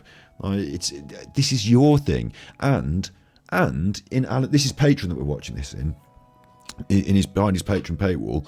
In his Patreon, he fucking said, he's literally done episodes where he said, what can we do to try and get Super Chuffer? What can we do? He's like, get them involved in the conspiracy. They're all in it. Like, they do all of that. That's what he's talking about. That's how bad it's got. Yeah, it's really bad. One of the problems with online communication is it disinhibits the narcissists and the psychopaths. Oh my God. Oh my God, no. Jordan Peterson's talking narcissism. This is what Alan's problem is. Online communication disinhibits the narcissists and the psychopaths. So Alan feels like he's sent dick pics to people. He's done all these fucking weird videos. He feels uninhibited to speak his mind and say his piece and be on the internet. Alan, you're the narcissist who is disinhibited. And the reason for that is that they can circumvent the normal... I've no idea why he's got a jacket on that's maroon on one side and blue on the other. You don't know anything. Jordan Peterson is shilling jackets. He needs to find merchandise to sell, because just being on interviews on the telly doesn't make you money. You get on the interviews on the telly because you're controversial. In Jordan Peterson's case, refusal to use pronouns and writing a book, and then writing another book to encourage young men to tidy up their bedroom and fucking, you know, smarten up and fly right, and gently alluding to the same sort of manipulation that the African warlords, whom Jordan Peterson did a dissertation on, used to get those young men to fight on their behalf. So he's managed to harness the power of some young men on the internet, and now he can do more interviews, but it's not financially viable for him, is it really? So he's gone on to shilling products, and one of the products he's known for is wearing a blazer. So he's decided to sell blazers, and he wears fucking strange coloured suits and coats and jackets, and then people say, what's that strange coloured blazer you're wearing? And he says, you can buy it on my website, Jordan Peterson's crappy sell-through-products.com, pay Jordan Peterson's holidayfund.com. He's a grifter like you are, Alan. I don't know what that means, but it fascinates me. There must be a reason for that jacket. I don't. When Alan finds out, I literally feel like I'm having deja vu now. When Alan finds out the reason for the jacket is to sell merchandise and it's a shilling job and it's a bit of a grift, he'll start wearing funny jackets. What it is. Control systems that obtain in face-to-face interaction. Yes. You know, in face-to-face interaction, there's things you will not say or do because you will be held responsible, and maybe immediately. Alan, that's you. Alan, that's you. I'll say all of this shit to your face. You wouldn't say none of what you said about me to my face. You wouldn't even come on a show and talk to me. The amount of times we said, come on the show and fucking talk it out. You can say whatever the hell you want online, and you can get away with it too. So you can say whatever you want online and get away with it. You could free speech. Say anything about somebody online. Free speech, Alan. And get away with it. But you couldn't do it face to face because you'd either get a punch in the face. No, you're threatening violence. No, Alan. The reason you don't say things to people's faces that you say them online, and this is the narcissist talking, he's saying it's all about violence. It's not. It's because you have a heart and compassion, and you don't want to crush people and make them feel bad in public and be mean to people, and for everyone to see you and think you're a nasty person being mean in public, bullying people. Like, you care about how other people feel, so you're not mean to them, and you're tactful and diplomatic. But online like this, we're making content to call out a narcissist, so there's no tact and diplomacy here. I'm talking straight to the audience who want to hear it, and those people are not cross with me because I'm a bit cross with you. They're not like, oh, you're bullying Alan, you fucking, why are you doing this? They see what's going down here. It's just so weird to have like Alan's behaviour explained to him by Jordan Peterson. I feel like I'm living in the dream world now because Jordan Peterson is calling Alan out on his behaviour. Alan is trolling himself on his own TikTok. Like, it's fucking weird. Really weird. Immediately, you can say whatever the hell you want online, and you can get away with it too. So you can say whatever you want online and get away with it. You could. That's what you've been doing. Say anything about somebody online and get away with it. But now you're up for defamation, so you've got to go to court for the defamation. Like, but you couldn't do it face to face because you'd either get a punch in the face or a dirty look, or you feel too embarrassed to say it. Too embarrassed to say it. That's your one, Alan. And maybe even be rewarded for it. And so we have So you just think about the amount of criminality and quasi-criminality online. 35% of internet traffic is pornographic. 35% of internet traffic is pornographic, says Jordan Peterson. Maybe he's talking about his own traffic, but he doesn't know. He makes up facts. Just have the run of the... See, no one will talk about that. And he doesn't give you he doesn't tell you where that figure's come from. I tried to talk about pornography on... Alan, you only wanted to talk about pornography online because you got caught mother licks cunt off daughter's face on your search history. So then you tried to fold it in. You said, I've been searching for child porn, but I've been doing it under the guise of a documentary. So here's my documentary. It's 15 minutes of me talking, and then here's a bit of a clip of Ted Bundy. Like, you're a fucking knobhead. Biggest mistake. I'm so naive, but this is my dyslexia. I thought I could talk about pornography. You can talk about pornography. How prevalent is online. 1 in 3 clicks online is about pornography. Can Is it, though? Or did you just make that up now? you believe that, girls? 1 in 3 clicks is about pornography. And I was trying to see why... Murky waters here, isn't it? He's in difficult waters here. Like, certain serial killers were obsessed with pornography. Anyway, I couldn't go there. It's like, I can't do child murders. I can't look at pornography. No one dragged you for doing your Ted Bundy pornography episode at the time. Like, they all let that one slide under the carpet. I got that out later, but think about pornography. I can't. You can't think about pornography. One Pity in party 3 now. click. I'm not even allowed to be a massive pervert on the internet without people holding me to account. Isn't the world terrible? Is about pornography. And I was trying to see why certain serial killers were obsessed with pornography. Anyway, I couldn't go there.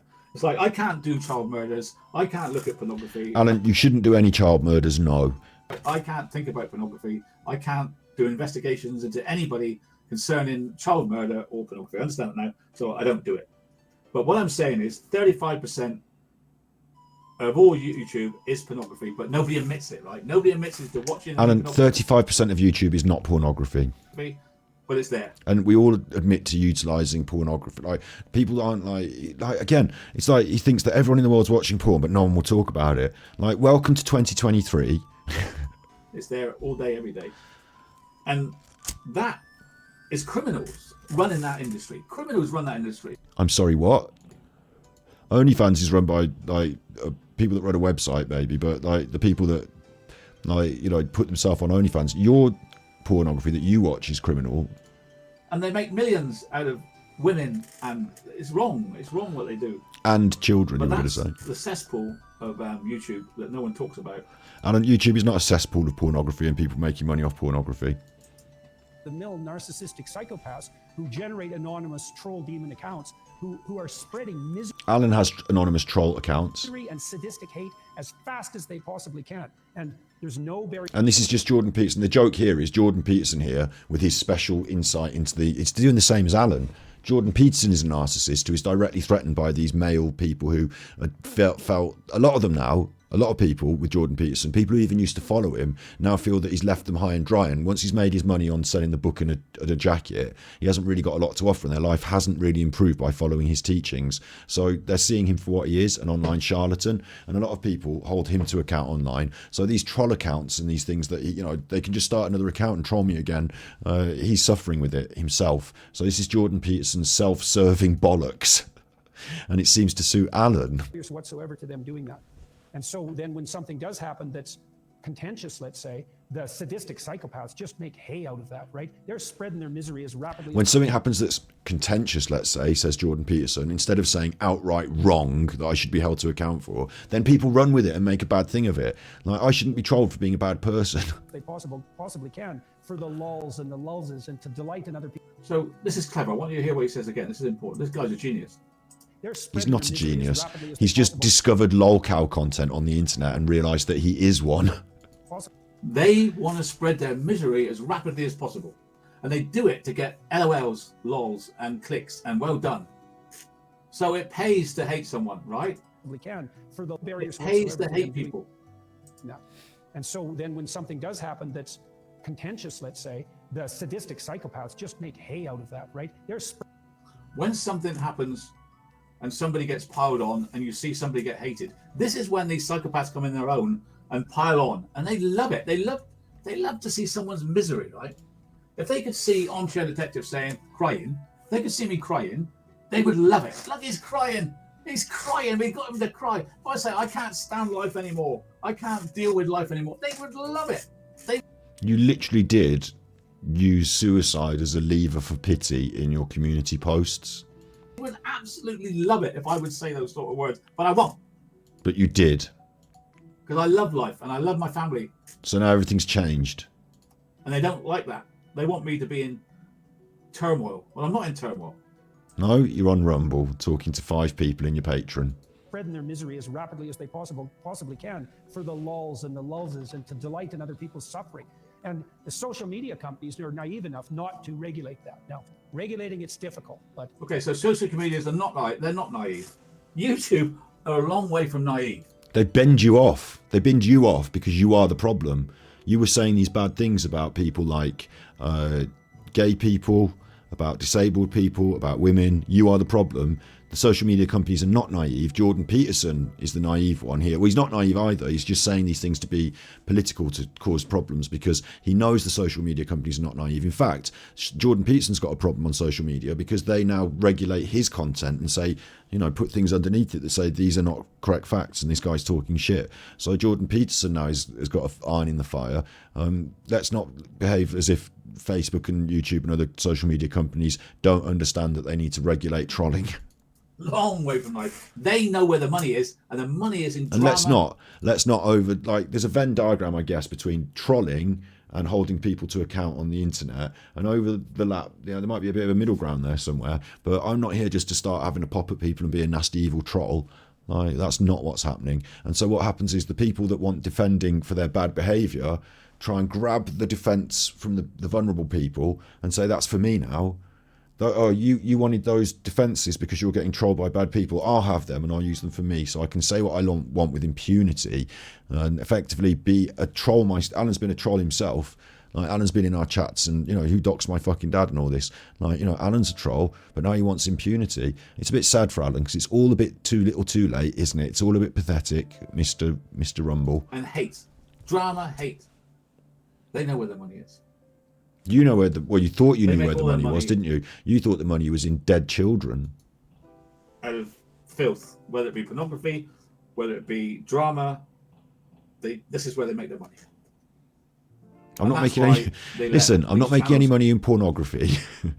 There's a little bit of drama on some of my channels, a little bit. You know, some of the stuff counts as, I suppose, as drama. You could say, but I'm not making money out of pornography. But if I was, like, if I chose to open an OnlyFans, or if any of the ladies in our chat today, or men, or anyone decided to open OnlyFans and sell some pornography, it's 2023, and that's fine. I mean, it's not necessarily everyone's cup of tea, but ethically, you know, no one's getting hurt.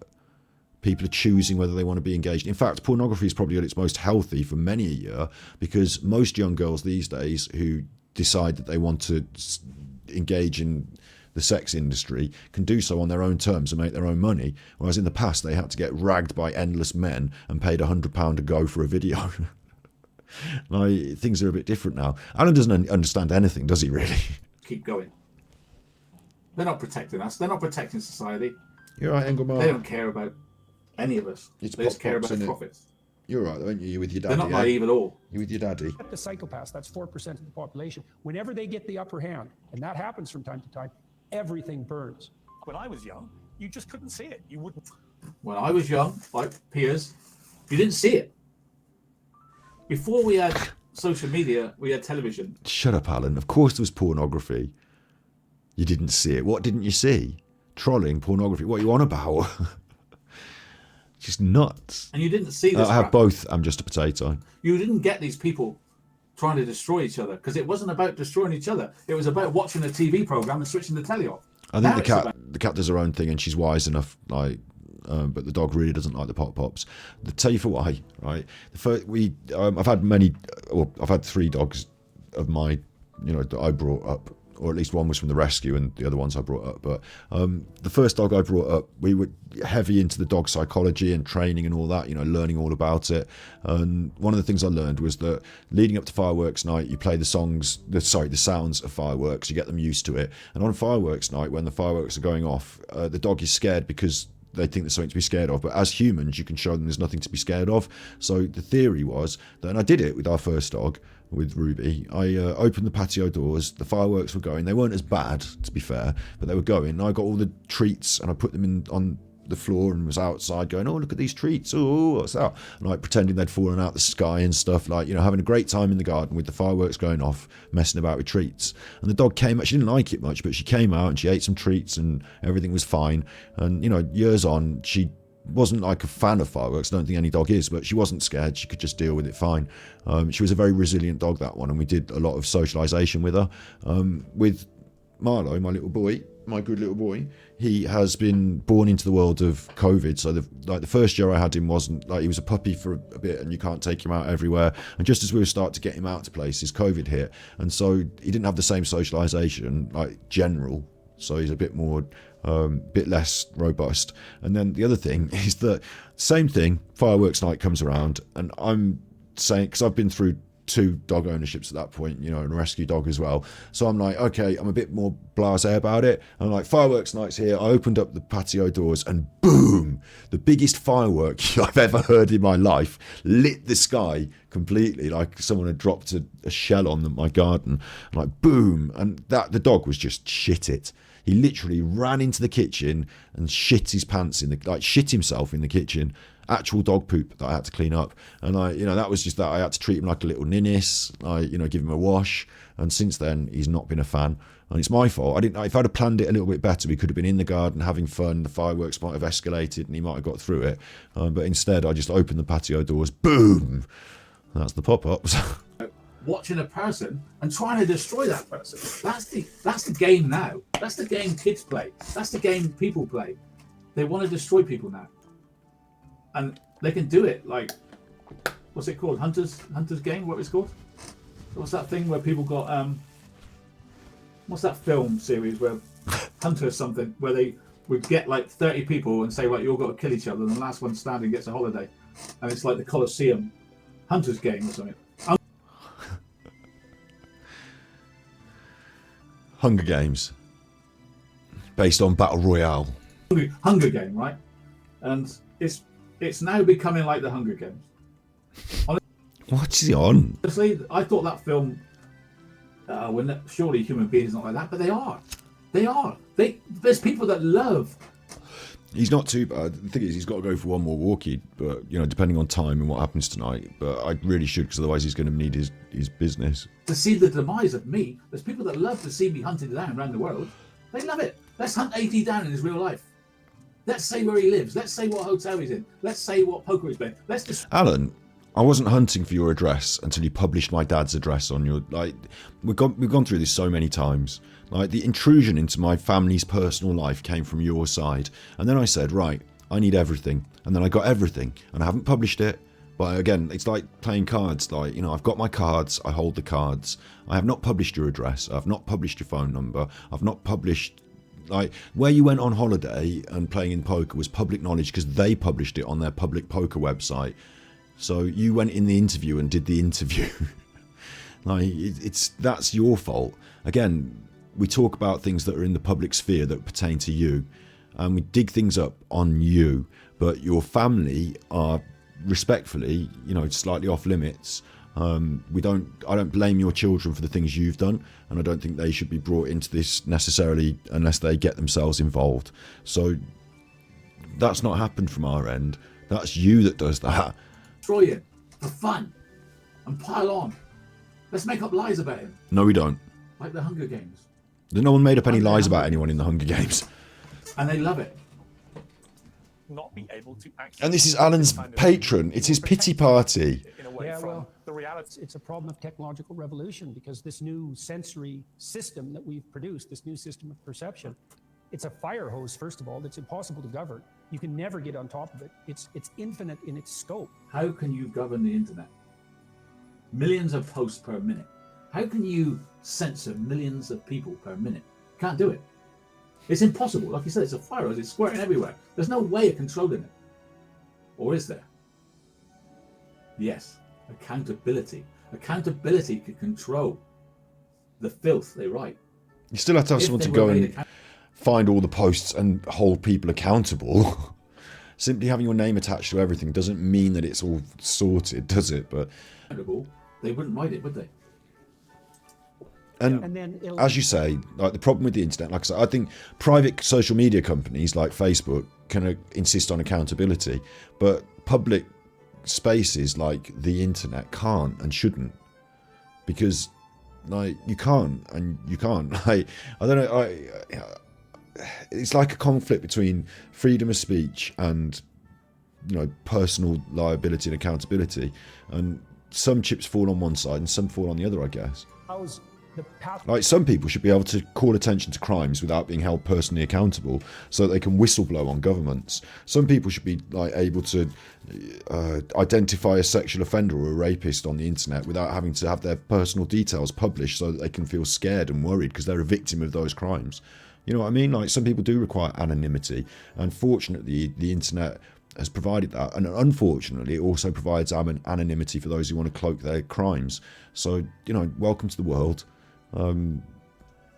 Logical and the terrible to spread as rapidly as the beneficial and the good.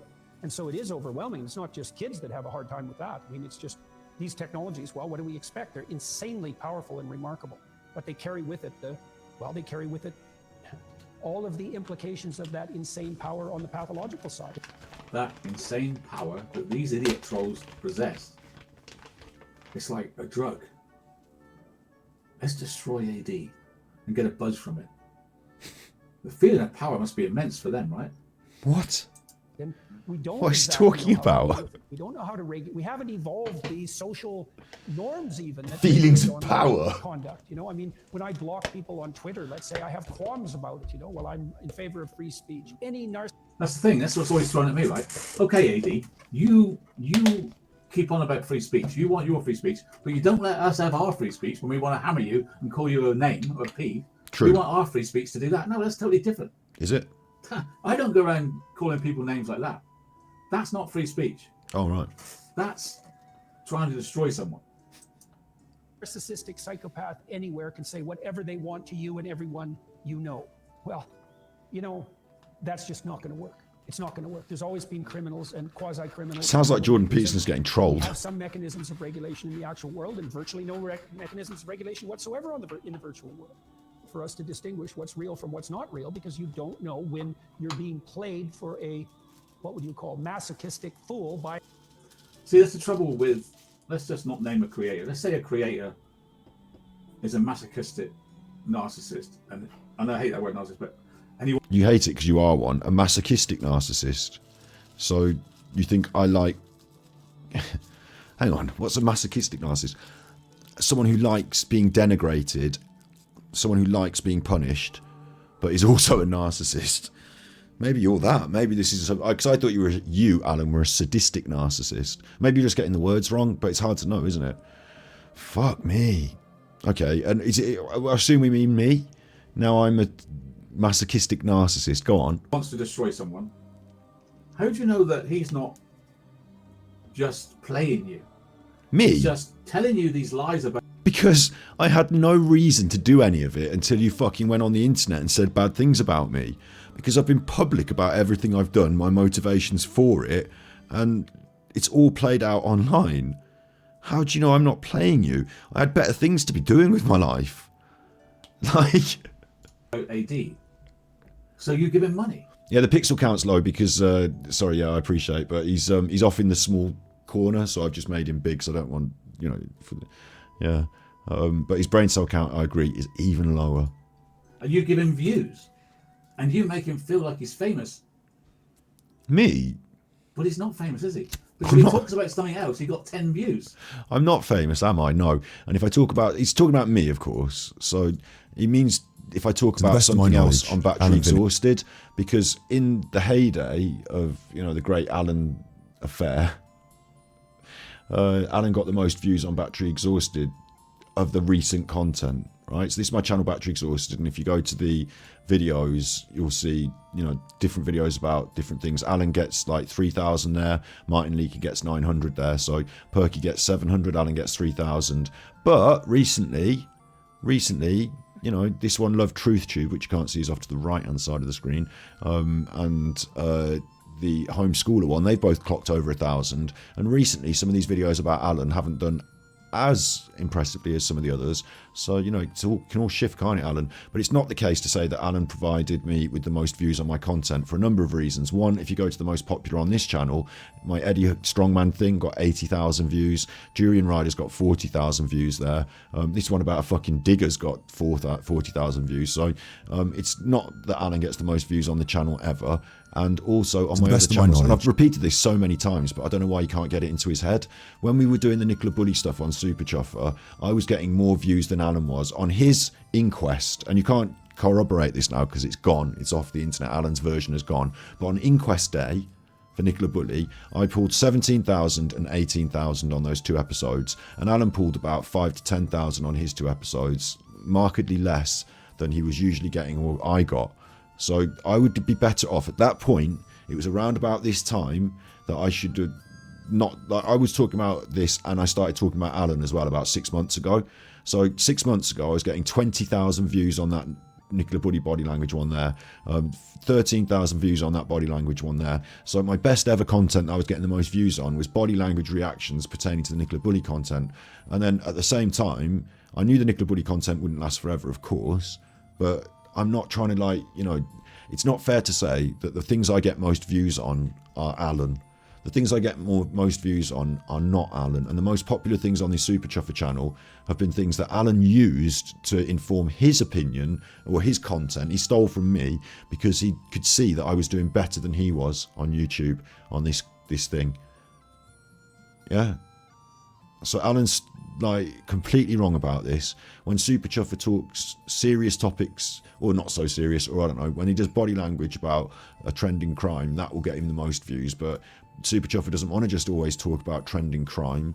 And even on Battery Exhausted, as we've just looked at, to the best of my knowledge, even on this, like live stream Genetic Toad there, okay, it's Alan related, 3,000 views. Live stream Alan, 3,000 views.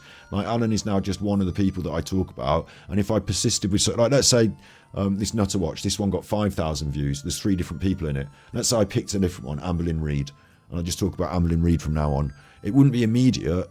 Like, immediately people would drop off a bit. Oh, you're talking about Alan all the time, now you're talking about this Amberlyn Reid. But within a few episodes, I will have picked up enough Amberlyn Reid people to Amberlyn Reid's now the biggest one. It's based on the fact that I'm talking about Alan a lot, and I'm creating this constant narrative about Alan. I mean, he creates it himself, obviously, but there's that involved as well, isn't there? Like, it's partially because of the way I craft the content that Alan gets the most views, because I've been talking about Alan for a lot, so it's built up. And when he says things like, I went on the internet and searched for child porn, or when he gets banned, we get a lot more views. Like, him getting banned was a very highly viewed video, not because it's me talking about Alan, but because he got banned. That's the thing that gave it the push up. Like the other ones a week before, Angry Alan's Fear Factor didn't get as many views because it's just a standard video about Alan. So it's about what's happening as well, and the content and all this. It's not simply fair to say, I mean, I'm not going to look at myself and say, right, I'm on there, they're looking at me, and I've got 3,000 views, and I'm this and I'm that, and pretend that Alan didn't attract some attention here, but not positive attention for Alan. They don't, like, the other way to look at it is, if Alan's so important, they want to see Alan, and Alan's so great, why don't they just watch Alan? How can I get 5,000 views and Alan can get 1,000 views? Like, how come I get much more views than Alan? Alan is Alan. So you'd think if it was all about Alan, then they'd just go and watch Alan, but it's not. It's about the way we create the content and use Alan's content as a basis to say things and talk about, have a lot of fun, take a lot of piss, you know, have jokes and banter, but also tell this ongoing narrative of this fading narcissist.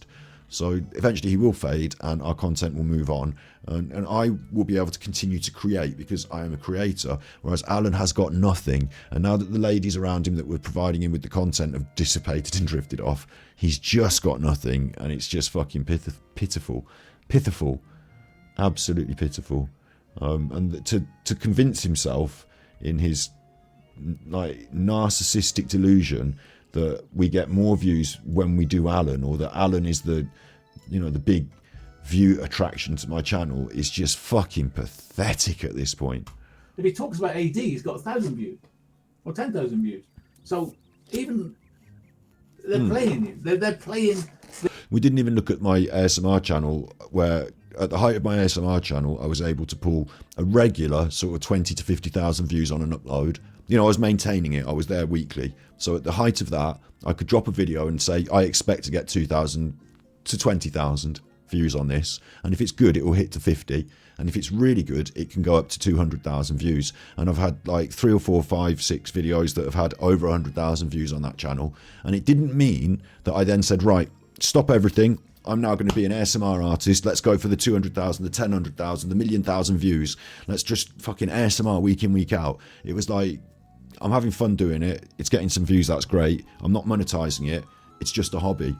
Like, you can't try and pretend that Scotty Hotty's motivated by views and numbers on YouTube, because he's been there, done that, and didn't try and fucking exploit it into being some sort of famous big number viewer man. In fact, when he started Super Chuffer, when I started me in the third person, when I started Super Chuffer, I started from scratch again, because I didn't want to try and say, I'm some special ASMR man who's got like views. I mean, by then, that had sort of died off anyway, the ASMR for me. But it wasn't about trying to convince people from another area of YouTube that liked something I was doing over there to follow me in my new venture. It was about succeeding in my new venture realistically for doing the fucking thing. So working hard at it and succeeding. For Alan,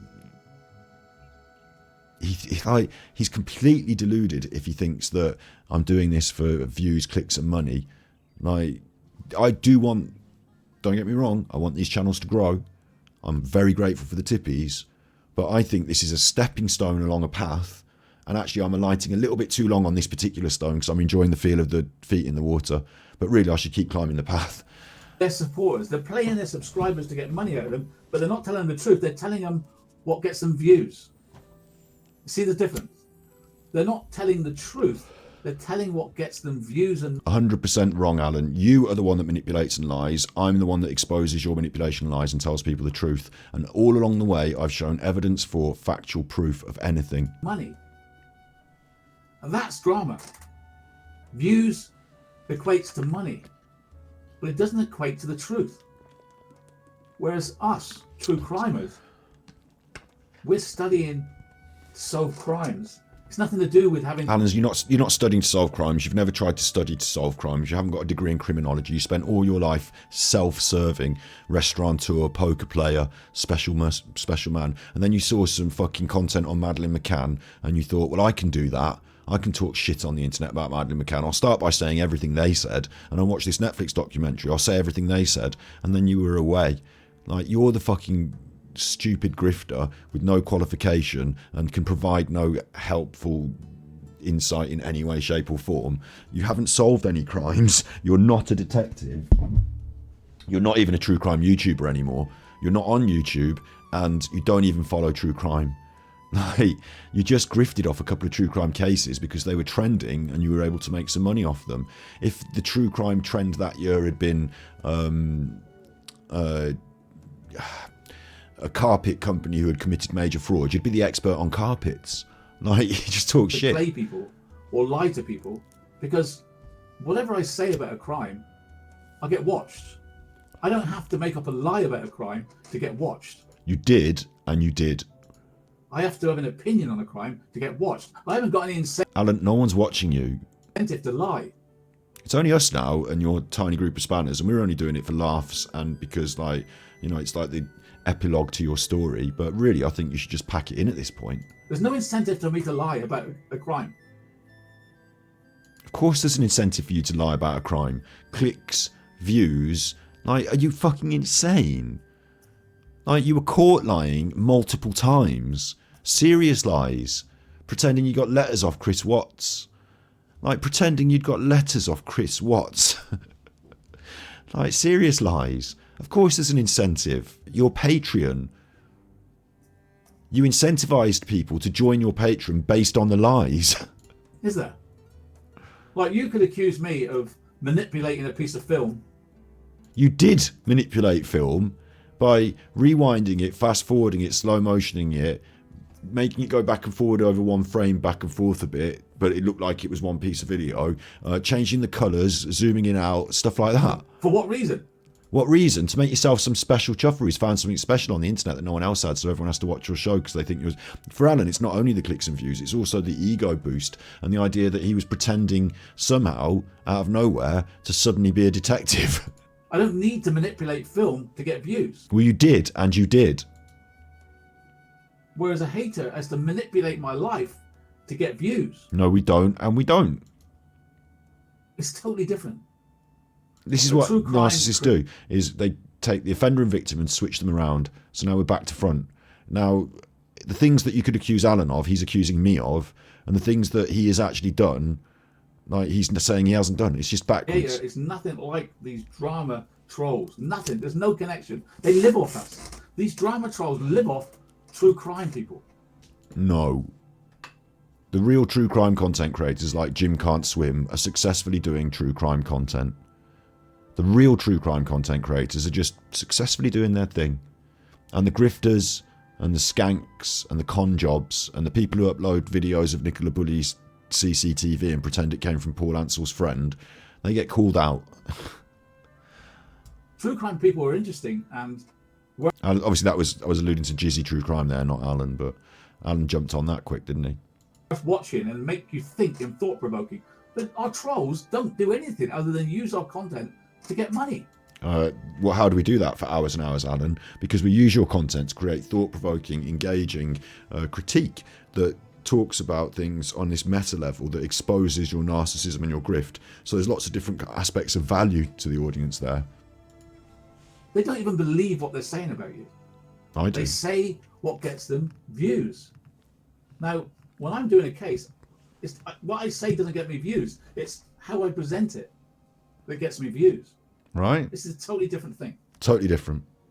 A sadistic psychopath. And the answer to that is often, I think social media enterprises about separate people with verified identities, verified by theirs from the anonymous types. People have to be verified by their identities.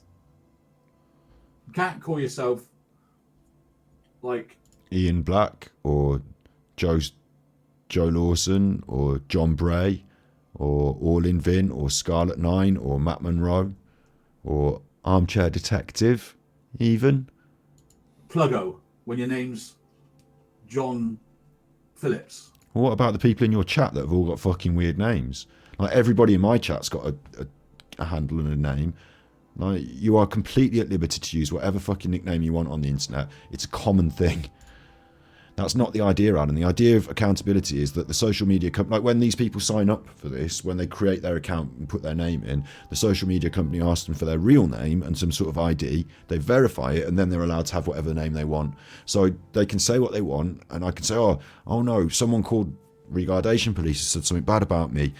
TikTok, can you deal with them, please? And TikTok will then, know their name and be able to deal with it. Whereas I won't be publicly able to just sort through chat and say, right, that's that person's name. This is where they live. This is this person's phone number. Are you stupid? My name's Alan Vinnicombe. Pluggo gets away with not using his name, so his name doesn't come up on Google. So Pluggo's a man then. Obviously, this troll's a man, indeterminate by the name. The name just says Pluggo, but I'm going to assume it's a man. Alan's clocked that it's a man.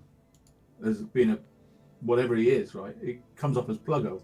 I come up as Alan Vinnicombe. When someone calls me... You don't come up as Alan Vinnicombe in any of your content. Not even on your Facebook channel are you called Alan Vinnicombe, you fucking prick. P, that comes up under Alan Vinnicombe, which my relations will see long after I'm gone. What you mean is, if you Google Alan Vinnicombe,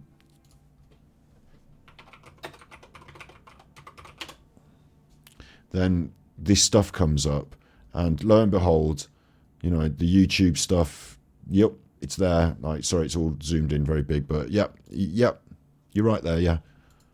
When Pluggo speaks, all that comes up is the word Pluggo says this. No accountability. Use your real name.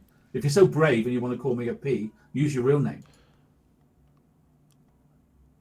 Like, he does know my real name. I've used my real... Every time I start my episode, say, hi, this is Scott. I'm not afraid, but this is not how the accountability is going to work on the internet, Alan. It's not that everyone's going to put all their personal details online so that they can then be held accountable for the things they say. Are you stupid? If you want to call me out for something, use your real name. Otherwise, what you're saying holds no validity at all. Really? Who's going to believe someone called Pluggo? Your Honour, I put it to you that the evidence submitted is inadmissible due to the admission of the evidence being made by a one Pluggo. And I put it to you, Your Honour, that who is going to be called Pluggo? Therefore, move to strike.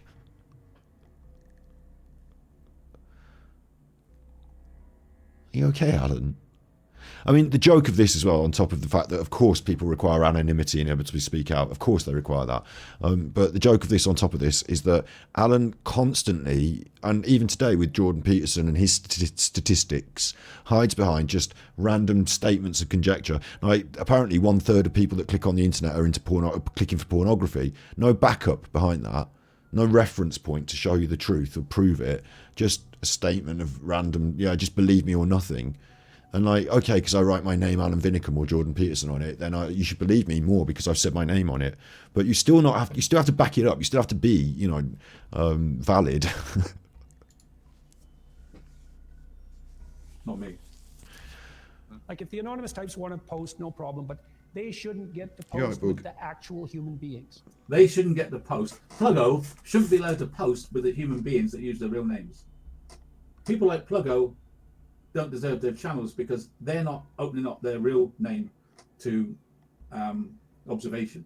So in that case, we should remove, I don't know, half of the music industry.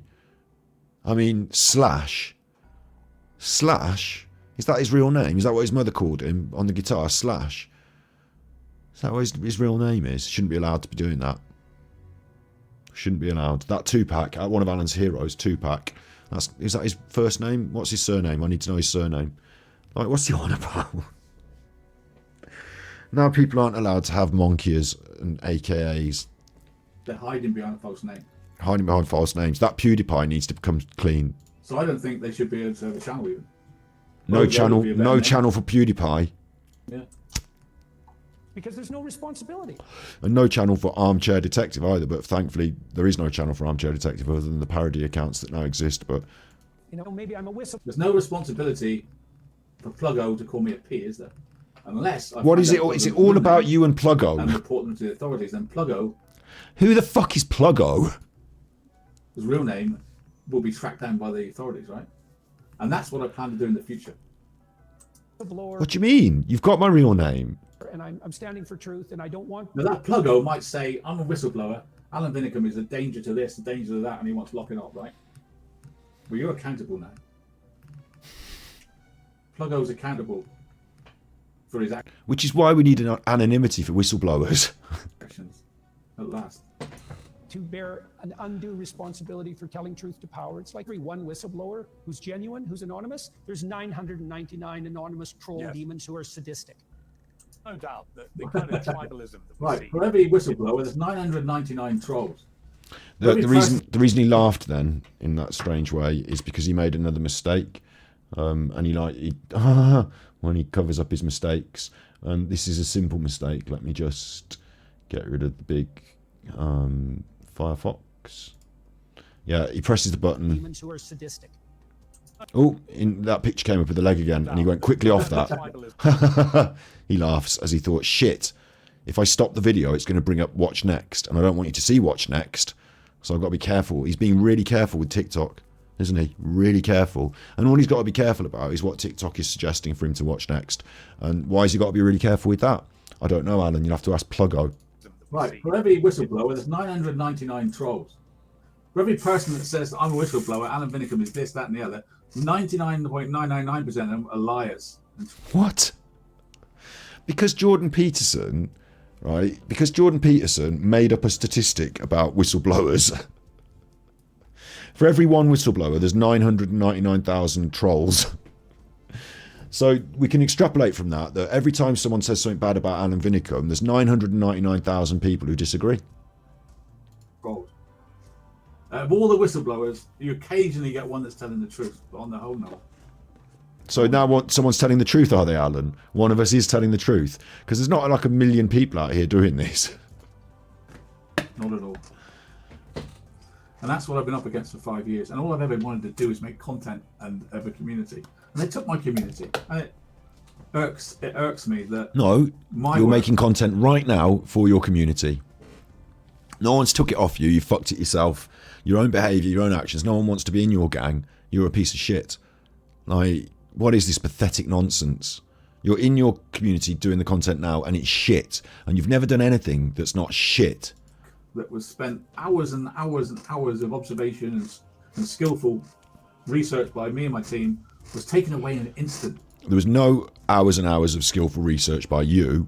People on your team suggested things, you stole things from other people, and if you had all that hours and hours of research by you and your team, you wouldn't have a problem, because you would have hours and hours of research with which to just quickly compile new, like, what's her name? Taylor Swift is redoing her songs. She don't have to think, oh shit, how do we do those songs? God, she's got all the hours and hours of work she put in, she can just do the songs. You can't do the videos again because you don't have all the research, and you never did. By YouTube. All of it. Instantly gone. Every single video gone. And it wasn't instantly gone. You had an opportunity to download them all. You should have had them all on your computer if you even made them. If I was technically up to it, I suppose I could have kept every video, but I wouldn't know how. So that's on your fault then, yeah? And it's your fault you got deleted off YouTube as well. So this is all your fault. So I don't know why you're blaming anyone else. I've only just discovered that you put it onto a hard drive, innit? Yeah, you've only just discovered how to use a hard drive, having previously talked about the use of and destruction of hard drives in your content relating to child porn. I've only just taken all these years to work that out, so. But I am perplexed by why I'm gone and people that are a waste of space are still on YouTube. They're literally a waste of space, because without me, where have they all gone? Where have all those fantastic truth channels and hate channels gone now that I'm not there? What purpose, what validity, what point is there to their channels now? They haven't got one. They're not valid. I mean, that is kind of true of some of the channels that made it their express and only purpose to denigrate Alan. But thankfully, they can continue because you're still churning out this shit. There's nothing to validate them because I'm not there. And here's the proof of the pudding, right? They talk about something else, they don't get any views. You're the pudding. Which I like. Oh, you like it very much. You like it when they don't get views. Whereas we here on Patreon, you haven't deserted me. You're Mr. Talking to 3 people. still here, and I appreciate your support. And there's things I can't tell you, but I can say that I'm allowed to be back. I'm allowed to be back. What does that mean? I can say I'm allowed to be back. Does that mean the police asked you maybe to not... Did they look into it maybe? I think when he tells us the police are involved, he's twisting things because the police probably asked him some difficult questions. I think the police went to visit him in Malta. I think the only reason he's got interaction with the Maltese police in the first place is because they sent a couple of people down on request of a few different, maybe even the hotel, or maybe the organisers. This is Scotty Brain working here. The organisers were made aware of Alan and his behaviour. That's for sure. So the organiser of the poker competition might say, look, this is pretty fucking difficult. If this man's a nonce, we can't have this. So what I'm going to do is I'm going to get the police to check him. I'm going to ring them up. I'm going to get them to give him a check over. And if the police come back and say that this man has not got a criminal record for noncing and is not on a list, I'll just have to let him in the poker tournament. You know, I'll have to. But if they come back and say he's on a list or a register, he's gone. So I think they got the police in Malta to check him. And then, like, they've turned up at the hotel, probably just 2 police people, like, you know, just in a squad car. They probably haven't got fucking loads of shit to do all the time in Malta. And they've turned up and they've said, all right, Mr. Vinnicombe, do you mind if we have a few words and answer a few questions? Because we don't have all the same documents as the police in England. So we'd just like to cross-reference some stuff, you know, and it's gone from there. I'm glad I'm back. And I'm glad you're still here. And I'll see you tomorrow on Friday, right? Thank you, everyone. Brilliant to be back. Brilliant. Really is. It really is. The pop-pops have calmed down now, haven't they, Marley? But I think we'll give it another hour, so it's definitely not going to go off. Let's watch his next one. We're on patrons. Give me a bit of a headache, really. Not planning to do a big long one tonight because I feel a bit rough, but we're just I'm in this, like, I don't think this, like, I think my frame of mind now, if I was presenting on YouTube, I'm not having a lot of laughs. I'm being quite, so, like, that's okay for giving it to Alan in this context, but it's not the best entertainment for me to be providing this negativity all the time. But Alan's bringing it out of me, isn't he? So like, whilst I'm feeling like I've got a bit of a headache and I'm a bit like, Alan can get a bit, eh? Good evening, patrons. How are you? Nice to see you all. My mates. Hello. Your mates. Any new members here? Let's have a look. Your mates, your friends are people that pay money to talk to you in a private chat room. They're not your friends. You don't charge people money to be in a private patron if they're your friends. Anybody's joined tonight? I wonder. Have a look. I know when new members join. Yeah, has anyone joined? Dun, dun, dun. Hello to Katie. Hello to Kaka. Hello to Shabby Chicken. Hello everyone. Anyone joined? No? It takes a while to go live on this thing, you know? No one joined. It really does. I am live. I know I am. Yeah, you idiot though. Like, okay, it takes a while to go live, but this bit's always on the start, and this is what they, when it goes live at their end, this is what they see. Like, Alan thinks that there's a delay, and the delay is that you don't see what that first bit is. When you join in late.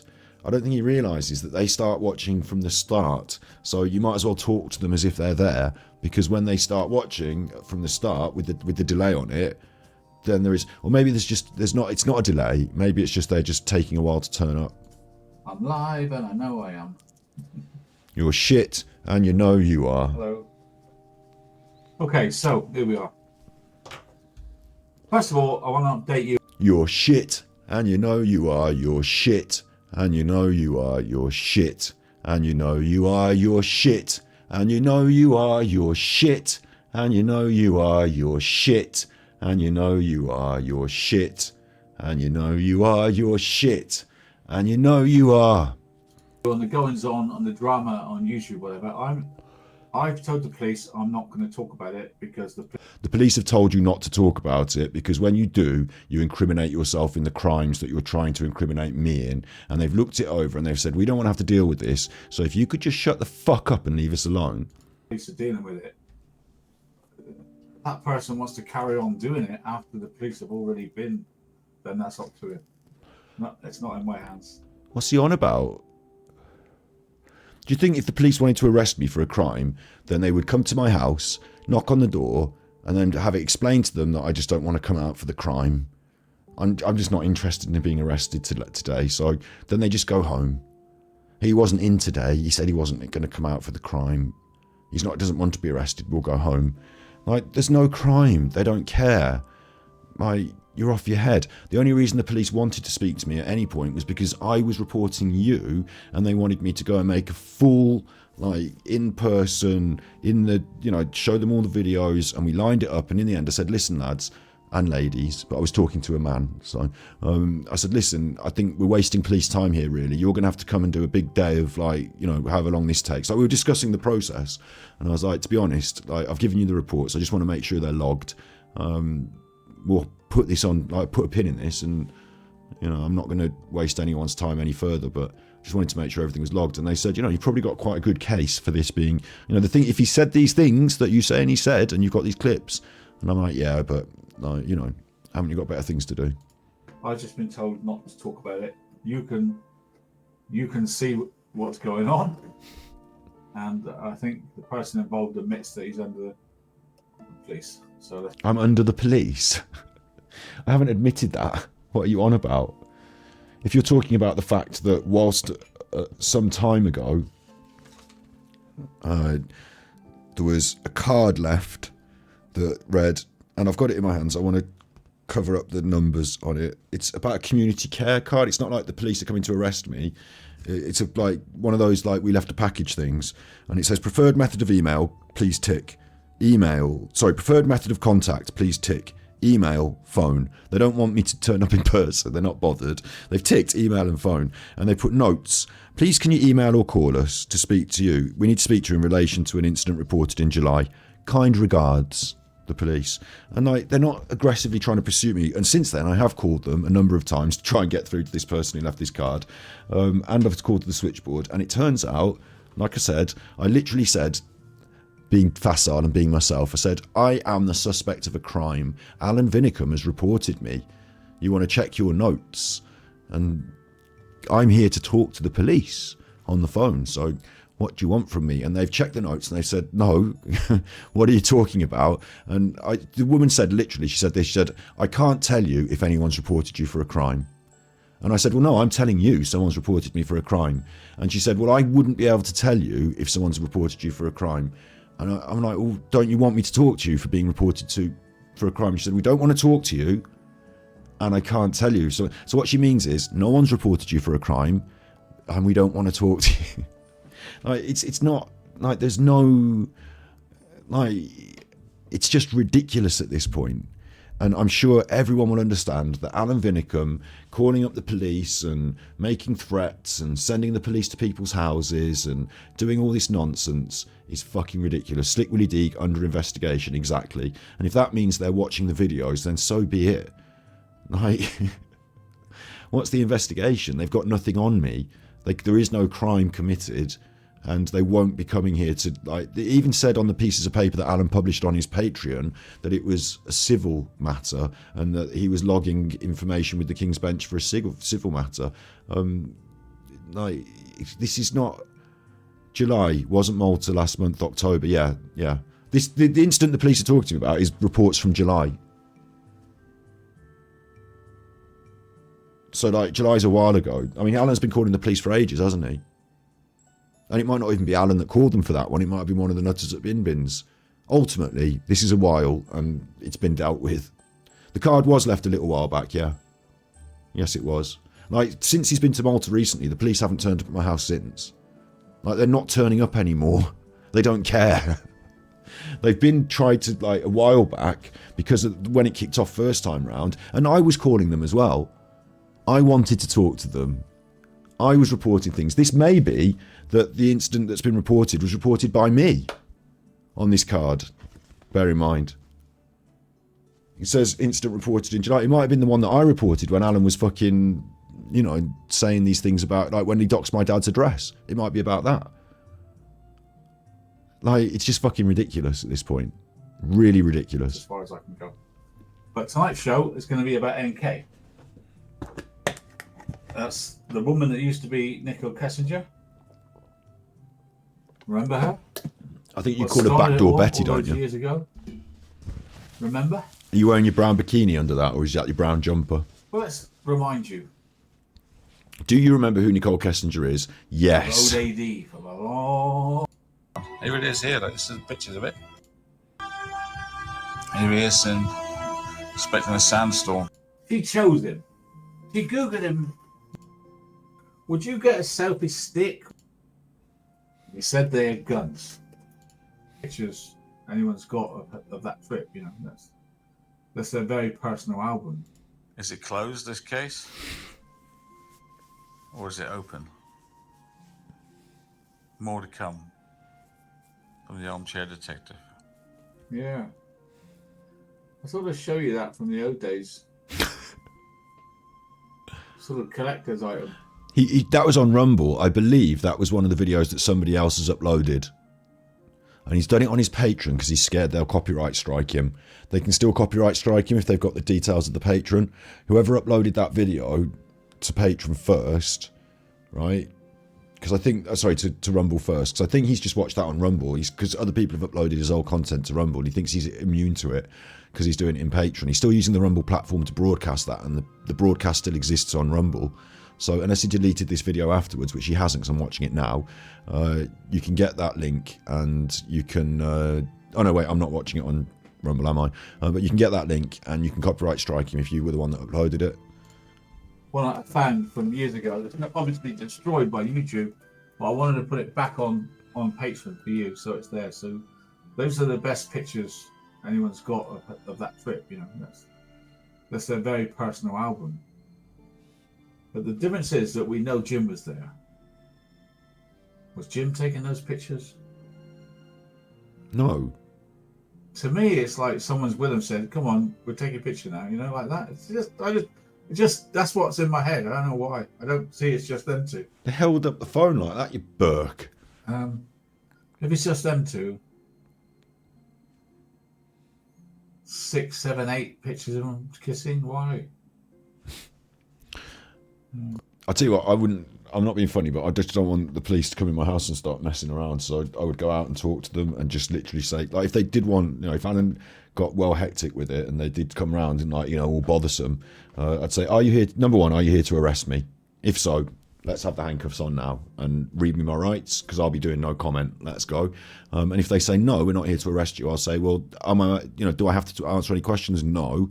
So I will tell you about Alan, the armchair detective, and then you can fuck off. And I won't say fuck off, but, you know, I will not be led into some stupid conversation where they try and make it sound like I've done something, because it's easier if they can just prove, like, you know, like, the reason I know about this is I was in a situation before where I was in a car accident when I was younger, and what happened was I was in a car accident where I turned right in front of an oncoming car, so it's my duty of care. However, in the village that I was in, it's 30-mile-an-hour limit, and I looked up and I turned the car, and when I looked up again, bang, I got hit by this car. So in my mind, I think they were speeding. Now, the police did not take any measurements on the road. They didn't try and prove this person was speeding. Why not? Because, well, I don't even know if they took measurements or not. I went in an ambulance. I got put in an ambulance. My face was all smashed up. I got put in an ambulance. The police turned up at my house a few weeks later and said, it was scary. My mom was like, the police are at the house. What's going on? And I was like, I don't know. I don't know. And they said, we're just here to talk about this traffic incident. It's nothing serious. Come with us to the station. We want you to do a report. And everything's fine. And obviously I'd been in a car accident, so I thought nothing of this. I thought, okay. I went in the car to the station. I'm not under arrest. I sat with him. I talked all about what happened, explained it all.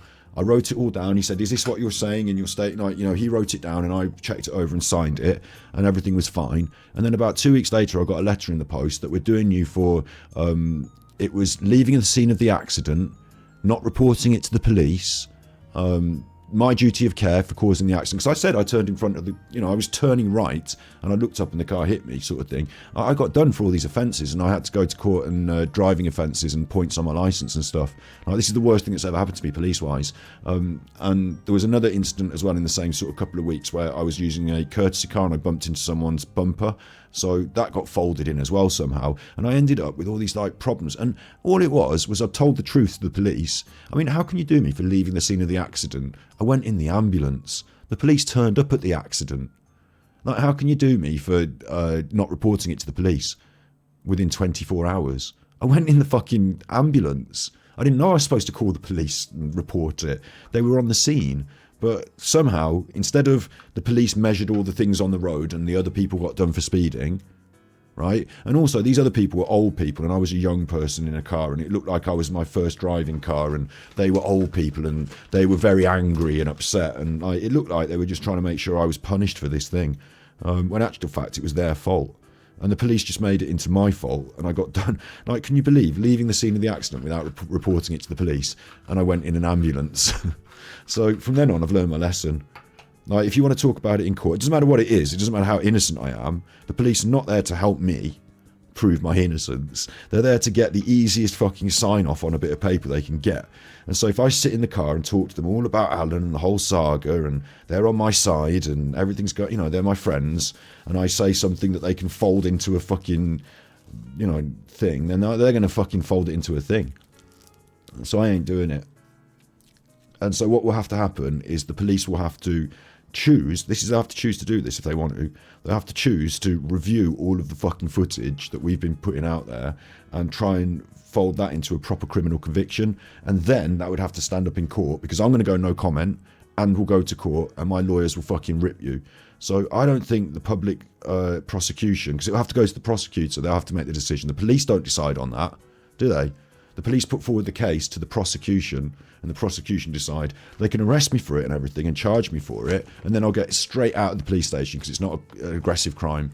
So for an evening, I'll have to go to the police station in the handcuffs. If this is the worst thing that happens, I'll go to the police station in the handcuffs, right?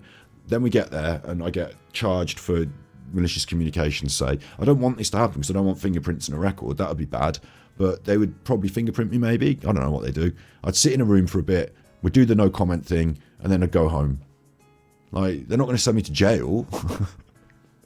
I go home after that, yeah? And then that's that. Like, we come to a court case several months later, my lawyers go in and prove that I'm okay, and everything's fine, and we just move on. I can't see them wanting to do that. I don't see them having an appetite for it. Certainly not if they watch the content, because Alan comes to light during the content. They can't watch what I've said without reviewing what Alan's like, and they'll start to think, well, Alan's a bad man.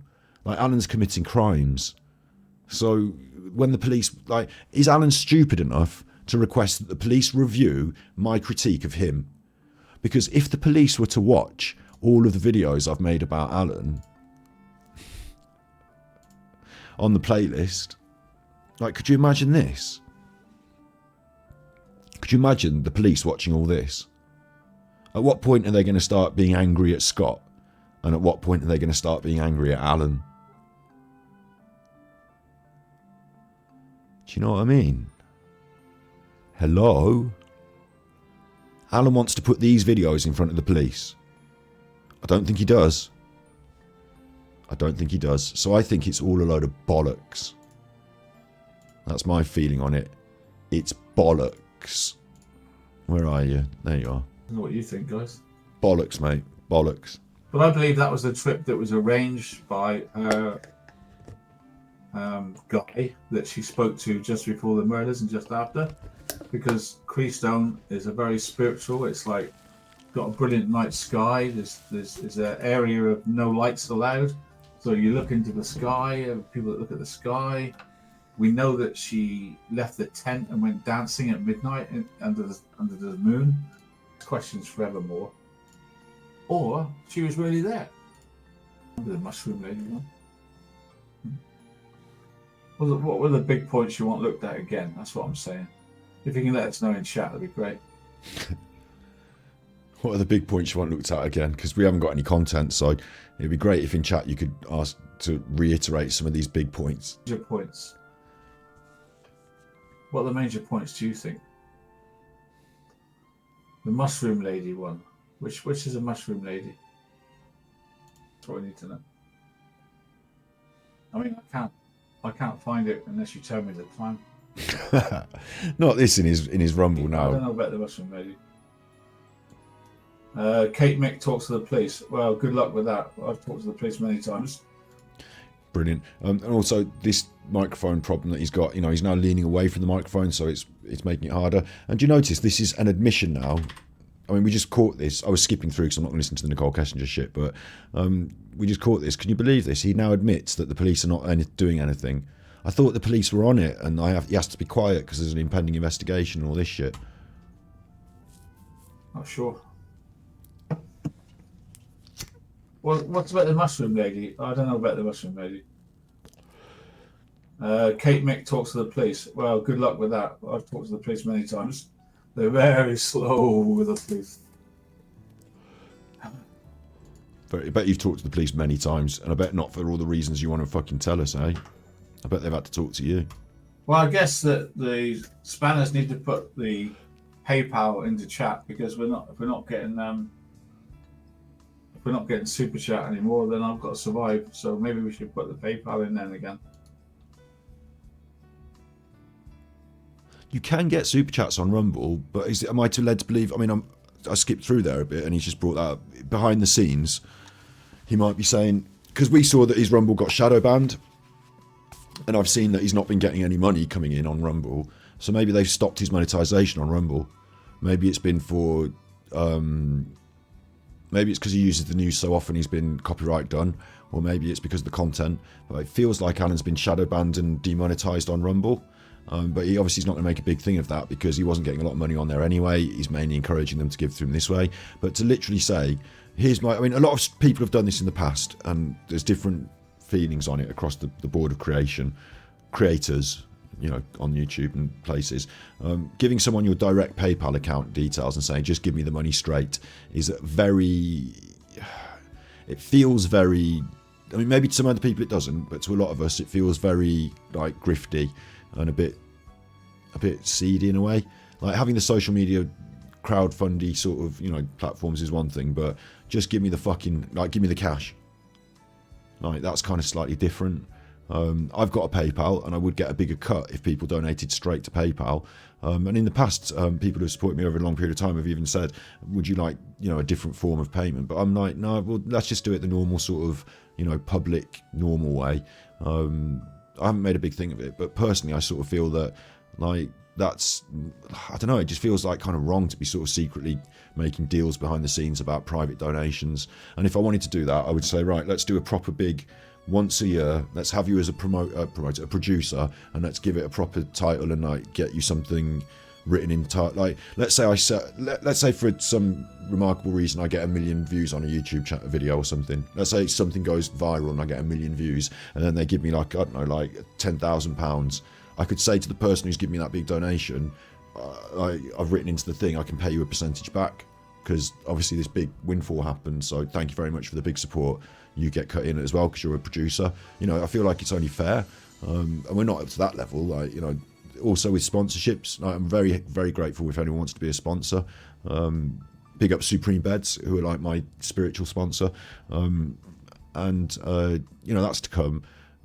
Like, the idea that you should just be saying, right, I've driven this into the ground, and now I want you to just give me direct cash. Like, here's my bank details. Just fucking give me a direct debit straight into the bank. Like, it's just fucking seedy now, isn't it? Well, what I was asking now is there any main points you want me to cover in here on the case? I'd like to know. And who's he saying it to? Like, he's done this Patreon, and he's probably saying it to the same group of fucking nobodies that don't care anymore. Who are they putting that PayPal link in for? All it means is we can't see exactly how much money he's getting anymore. He's gone right to the, you know, the gritty end now with it. What parts of the case you want me to go? Interview, Irritable Owl, the interview room interview where she says under her breath, are you sure he's going to take the rap for this? Oh, I'd like to find that bit. You haven't seen that. How can there be anything in those interviews that you don't know about, having covered them extensively over and over and over again? And do you think that that one muttering under some breath that may or may not be on those tapes is worth an extensive fucking Patreon episode? Well, obviously you do, because Alan takes one little fact and turns it into an hour's content, but it feels like you just covered it then. Does anybody know what Irritable Owl's on about here? When does she say, you should, you're the expert. Take the rap for this? Take the rap for this? I don't remember that bit, do you? Can you get a timestamp on that? Listen, after we've done this video, as well, right? after we've done this video, I'm going to walk the dog. I'll probably leave something playing on the stream so that you can just still, like, you know, one of my old videos or something. It'll only be 10 minutes because he's going to whip round the block scared of the pop-pops. But I do want to walk the dog, and maybe I'll come back with something more cheerful and positive and fun, because I feel like I'm in the wrong frame of mind. Like I said, I'm tired. I'm a bit, like, under the weather, and this sort of shit from Alan, like, I'm giving him the lickings of a dog, so it's not like the most entertaining, joyous content with a lot of laughs, and I appreciate that. So if you've been watching and you think that it's horrid, then I'm sorry. What's the music? I've got background music from video games on. Find the interview you're on about and get a timestamp, and I'll look at it for you. I don't recall her saying, are you sure he's going to take the rap for this? It's from Xenoblade. Yeah, I know. There's lots of NK. There's loads of this. Which NK interview and what timestamp? Sam, that's what we need to know. Are there loads of interviews with her? I mean, I can't find it unless you tell me the time and which interview.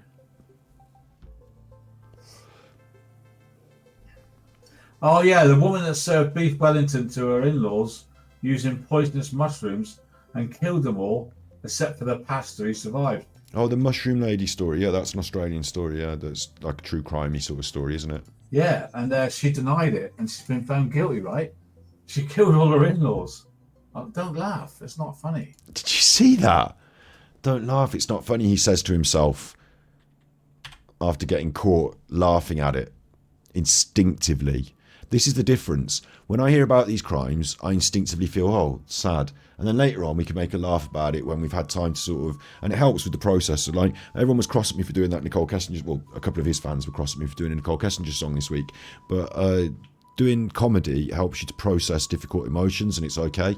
It's actually part of not being in denial. It's part of processing things. But with Alan, like, his instinctive feeling there was, it's funny that she murdered people, especially the in-laws, because fuck the in-laws. He probably hated his. And then he had to realise who he was doing it in front of, and he had to change. Found guilty, right? So you get to see the real Alan, and then you get to see the act. She killed all her in-laws. Oh, that's funny, huh? Oh, don't laugh. It's Don't not laugh. Shit, what are you doing, Alan? funny. And she's been sentenced for murder, hasn't she? Was that Australia, was it? I'd like to have a look at that. You'd enjoy that. Well, yeah, Sam, try to find it for me. But yeah, that's something we could do. At the end, as she stands up, Dad is not present. Sam, find it for me. So Sam's going to sort out your next episode for you there. I like your cap. How have you been trolled, Florida? They trace you into Facebook, did they? I'm not even on YouTube anymore. Why are they still trolling me? Why are they still trolling me? Why are they still trolling you? When I'm not even on bloody YouTube. Was he aware about all the action on YouTube the week he went away? His supporters, his 4 deluded nut jobs didn't have anyone to talk with. Alan wasn't there to lead the charge, so for 10 days they got a bit off the reservation, and they all went on different places in YouTube to talk about and get exposure and have some fun. I Told you to get a life. Well, I guess you've been proactive in standing up against the haters, I suppose.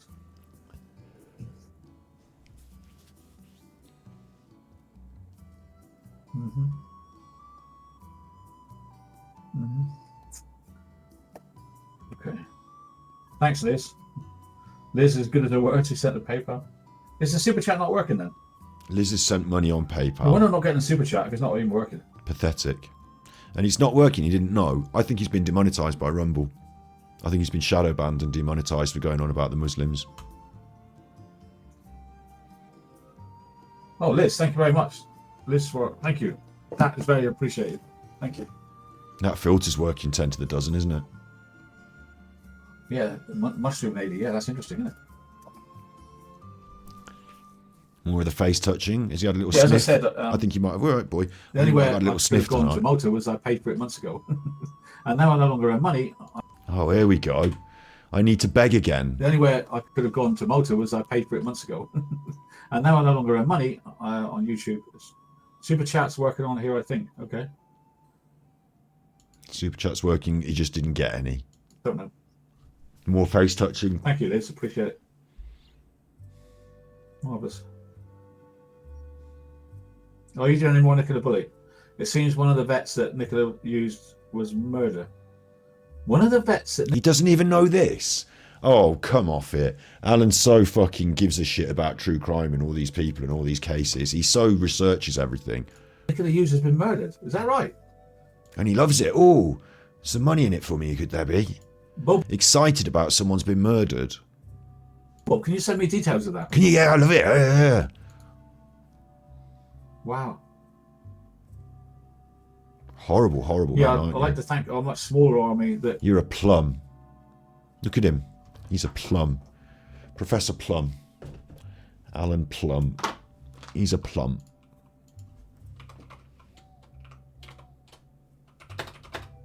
He is a plum.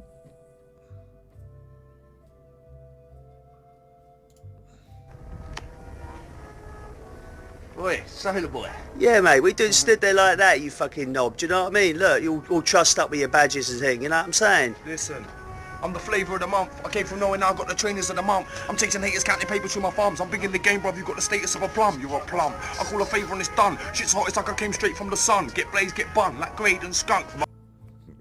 My boy them. My boy them. Status of a plum. I'm the flavour of the month. I came from nowhere, now I got the trainers of the month. I'm chasing haters, counting papers through my thumbs. I'm big in the game, bruv, you got the status of a plum. You're a plum. Plum. My boy them. I call a favour and it's done. Shit's hot, it's like I came straight from the sun. Get blazed, get bun, like Grade and Skunk. My boy them.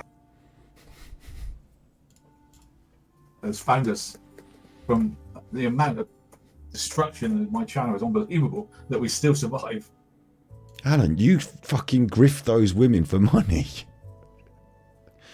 That's how you're we still survive.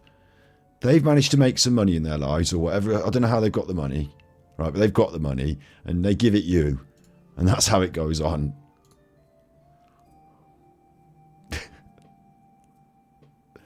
Big ups, Barbara Claire. sent lots of comments under Sonia. I just put up the laugh emoji. I think it worked. So Nicola Bully case, one of the vets we used had been murdered. I didn't know about that. No. Let's have a look. Let's look this up. Oh, God. On your phone. Nicola Bully's vet murdered. This is what I don't understand as well. The man's an arse. He's sat in front of a computer. He's sat in front of a computer, utilising it to stream on the internet. And when he wants to look something up, he gets his phone and he goes on his phone. But you're sat in front of a computer.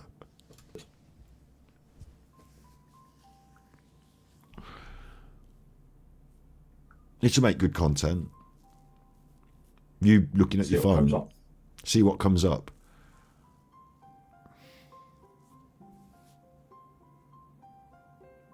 And like, how can anyone, like, how can they look at his neck? How can anyone suggest this is a good idea for Alan to make content like this?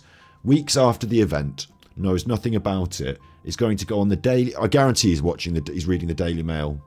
I guarantee he's going to read the Daily Mail. So how is Alan going to give you any sort of insight into this story? He doesn't know anything about it. He's late to the scene. He doesn't follow these cases. He's not bothered. He can't remember half the stuff. He doesn't know who the mushroom lady was from the last week. He's just fucking confused and he's grifting it. Someone in chat said do a show on this. He'll look at his phone. Right, tomorrow I'll read this out off my phone on the internet. There you go, job done. I mean, but she read that already in order to suggest it to you. So now you're just going to regurgitate back to her stuff she's already seen on the internet. Like, what's wrong with them? Can't see nothing about the death of a vet.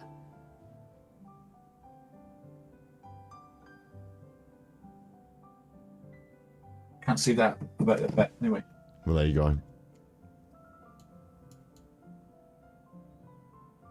I'm pleased to announce that the police are working with me on that. I'm pleased to announce. Do you see the words he uses?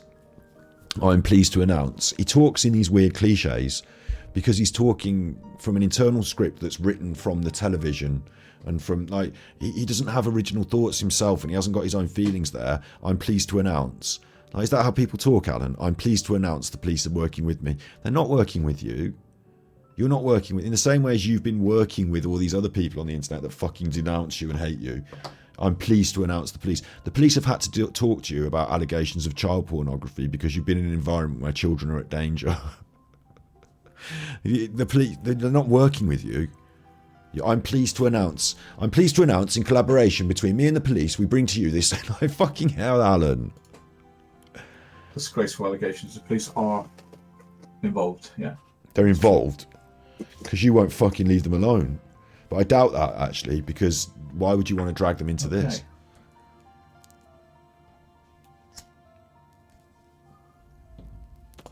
That would be just like Alan, wouldn't it? That would be just like Alan. To go to the police and say to them, these people have been saying I'm a paedophile on the internet. And the police are like, just leave it. Just leave it, mate. And then he goes back and, the police, these people are going on at me being a pedo on the internet. And the police are like, just leave it, mate. And then he goes back again, police, we're on at me about the pedo being in. And they're like, right, fuck it, we'll look into this.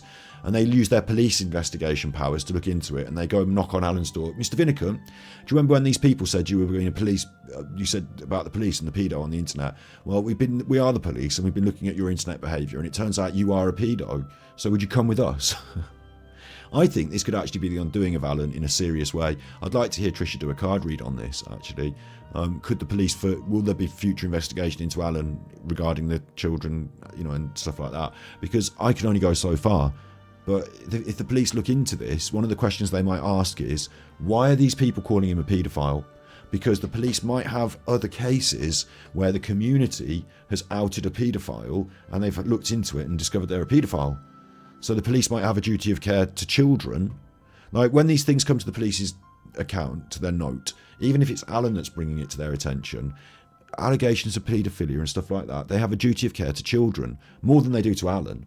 So I would think, or equally the same as they do to Alan, I would suppose, but I would say that what they might do is they might investigate the allegations. And I'd hope they would, because me simply saying to them, here's a video of him, I've submitted it on the email form that you sent me in relation to Alan Vinnicombe, the ongoing case of his defamation and his fucking going on the internet. That's one thing. But when they investigate a man for paedophilia to check if he's actually a paedophile, and he doesn't know what he's been doing on the internet, do you, Alan? You don't know what they can see and what you've been doing. Like, you show your fucking TikTok by mistake. You show us the fucking conversations on your Facebook by mistake. Imagine what mistakes you've been dropping on the internet. I can only hope and pray that this investigation, I've got a feeling in my bones in some way about this now, just from saying it. But I think there's a policeman involved in this that thinks Alan's a nonce. I think police people have the nose for that sort of thing. And I think they'll see me on the internet smoking a reefer, oh my God, and just think, I understand what this guy's like. I get him. I see, okay, he's not like, he's smoking a reefer, oh my God. But I see what this guy's like. I see he's not some fucking constant online bully, trying to make up a load of weird shit. Do you know what I mean? They'll see the community we have, and then they'll look at Alan and his position, binned off YouTube, load of racism, funny, strange stories, and Val's videos. Tosh, this is why I think Val shouldn't be taking this shit down. A community of people, a lot of them women, saying that Alan's a bit of a wrong-un, and then Alan on his own saying that everyone else is wrong. The police are not stupid, so maybe if we're lucky, there might be a police person or two, man or woman, police person out there that might think we should investigate Alan to make sure that we're really doing the right thing. Now that Alan is insisting, because Alan is telling us that he's insisting the police investigate. And how would they investigate? Just me? And what I'm saying, or the validity of what I'm saying, Alan? Don't worry, I'm going to walk the dog in a minute and leave a little video on. I'll only be 10 minutes, but in that time you can scroll back across the last 4 hours and a half and have a look at it. Or we'll upload it to YouTube as well, this one. So I'll upload my Alan reaction to YouTube. I'll leave it there for tonight. Guys, great that I'm back in action, and we're going to recreate a lot of the. Oh, it is working. Ocean's Daughter. Testing. Oh, he got a super. No way. So he's not been demonetized. He's only been shadow banned, but he's got a super chat. Or maybe it's about the countries they're from. But he's got a super chat based on the testing system again. This is Alan's third super chat to test the system. Another 2 weeks will go by, he'll say, I don't know if it's working, and he'll get another super chat. No way. You should refund that, Alan. Chat working. That's the first super chat since remember the days of COVID where it'd be super chat. I don't think the people in your chat were as excited about the super chats as you were, you fucking prick. Amazing. In the early days, yeah. Thank you. I bet that was amazing as well. A lot of content creators rode that. I mean, good luck to them. Most of them rode that wave in COVID because people were forced to stay home and watch more stuff, weren't they? So, unfortunately for me as a content creator, well, not unfortunately for me, I made my decision. I'm proud of it, even though pride's not a virtue. But I decided to not. I moved all my computer out and put my nan in this room, and she lived with us so that she was safe and I cared for her. And my content creation journey just went completely to a grinding halt. I picked back up again after COVID. Look at that. Ocean's Daughter. Going to bed, AT. I've been told to go to bed earlier by my doctor as well. You've been to the doctor? You've been to the doctor? In between Malta and coming back, you've managed to find a doctor that will see you at short notice. Based on what? I don't eat right. I don't do anything right to survive into. Because you're, of course, have you seen the pictures of you? You've just been on the all-inclusive poker holiday, stuffing your gut.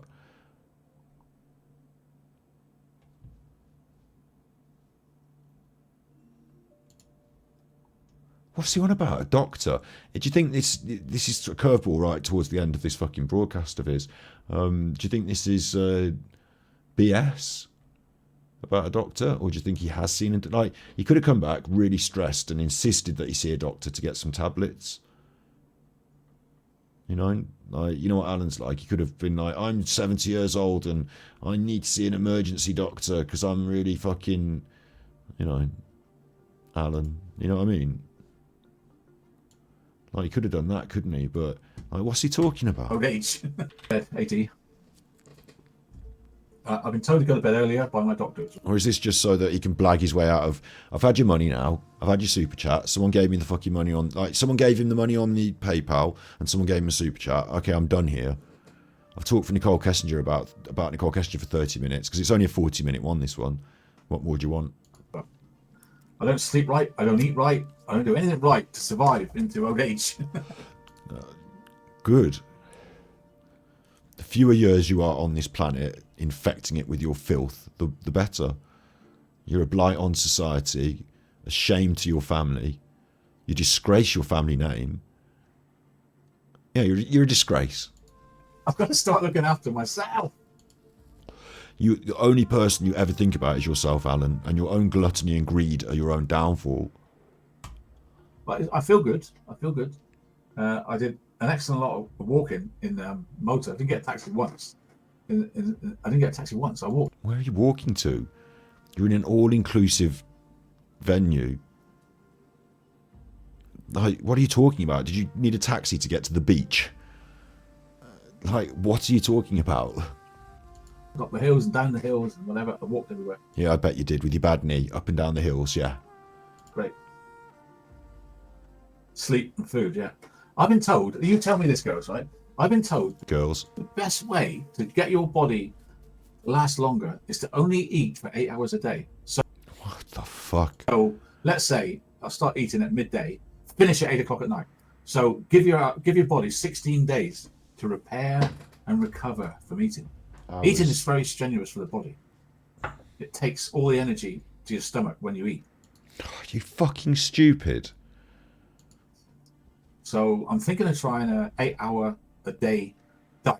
So This is just to restrict people who can't seem to coordinate their own meal times properly, so they end up just binging late into the night. It's just like a self-restriction so that you can have some self-discipline and control. Not understanding calorific content or anything and just saying, right, we'll start eating now and we'll stop at 8 o'clock. That'll be healthy. I mean, you could eat butter every 15 minutes from 8 o'clock till from 10 o'clock till 8 at night. Or from 12 o'clock to 8 at night, you could have a stick of butter every 15 minutes. But as far as you're concerned, that's okay because we stop at 8 o'clock. Like, do you not understand the complexities of your diet? It's a bit late for you now, Alan, anyway. it's no secret that I need to lose weight.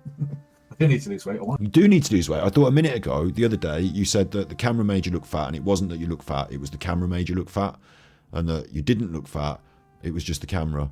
But it turns out that, no, you do. Lose weight.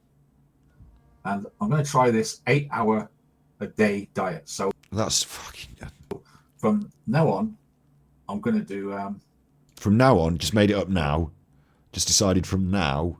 And he's like looking at you to check you believe in this. This is just bullshit. Eat nothing till 12 midday. Well, you don't even get up, do you? You're still asleep. And anything I eat then will stop at 8 o'clock at night. What do you reckon? That's what I've been told to do. I think it's stupid. Lots of greens. Intermittent fasting is called, yeah. That's not intermittent fasting, I don't think. I think intermittent fasting is like you eat for 3 days, you take a break for a day, and then you eat for another 3 days and take a break for a day and stuff like that.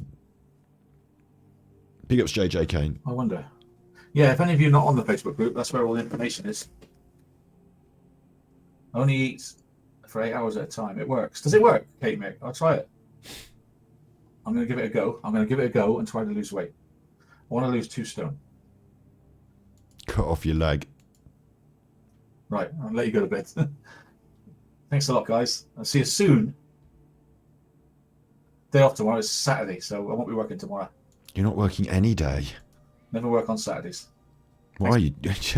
Why? Never work on Saturdays? Oh, because you're off at Vinny's bar to sell cocaine on your regular jaunt, aren't you? You need to make that money. Off up to Vinny's bar, selling cocaine. Thanks a lot, guys. See you later. Bye.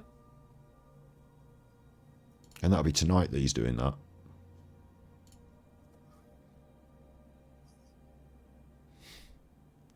Good one, Alan. Real good.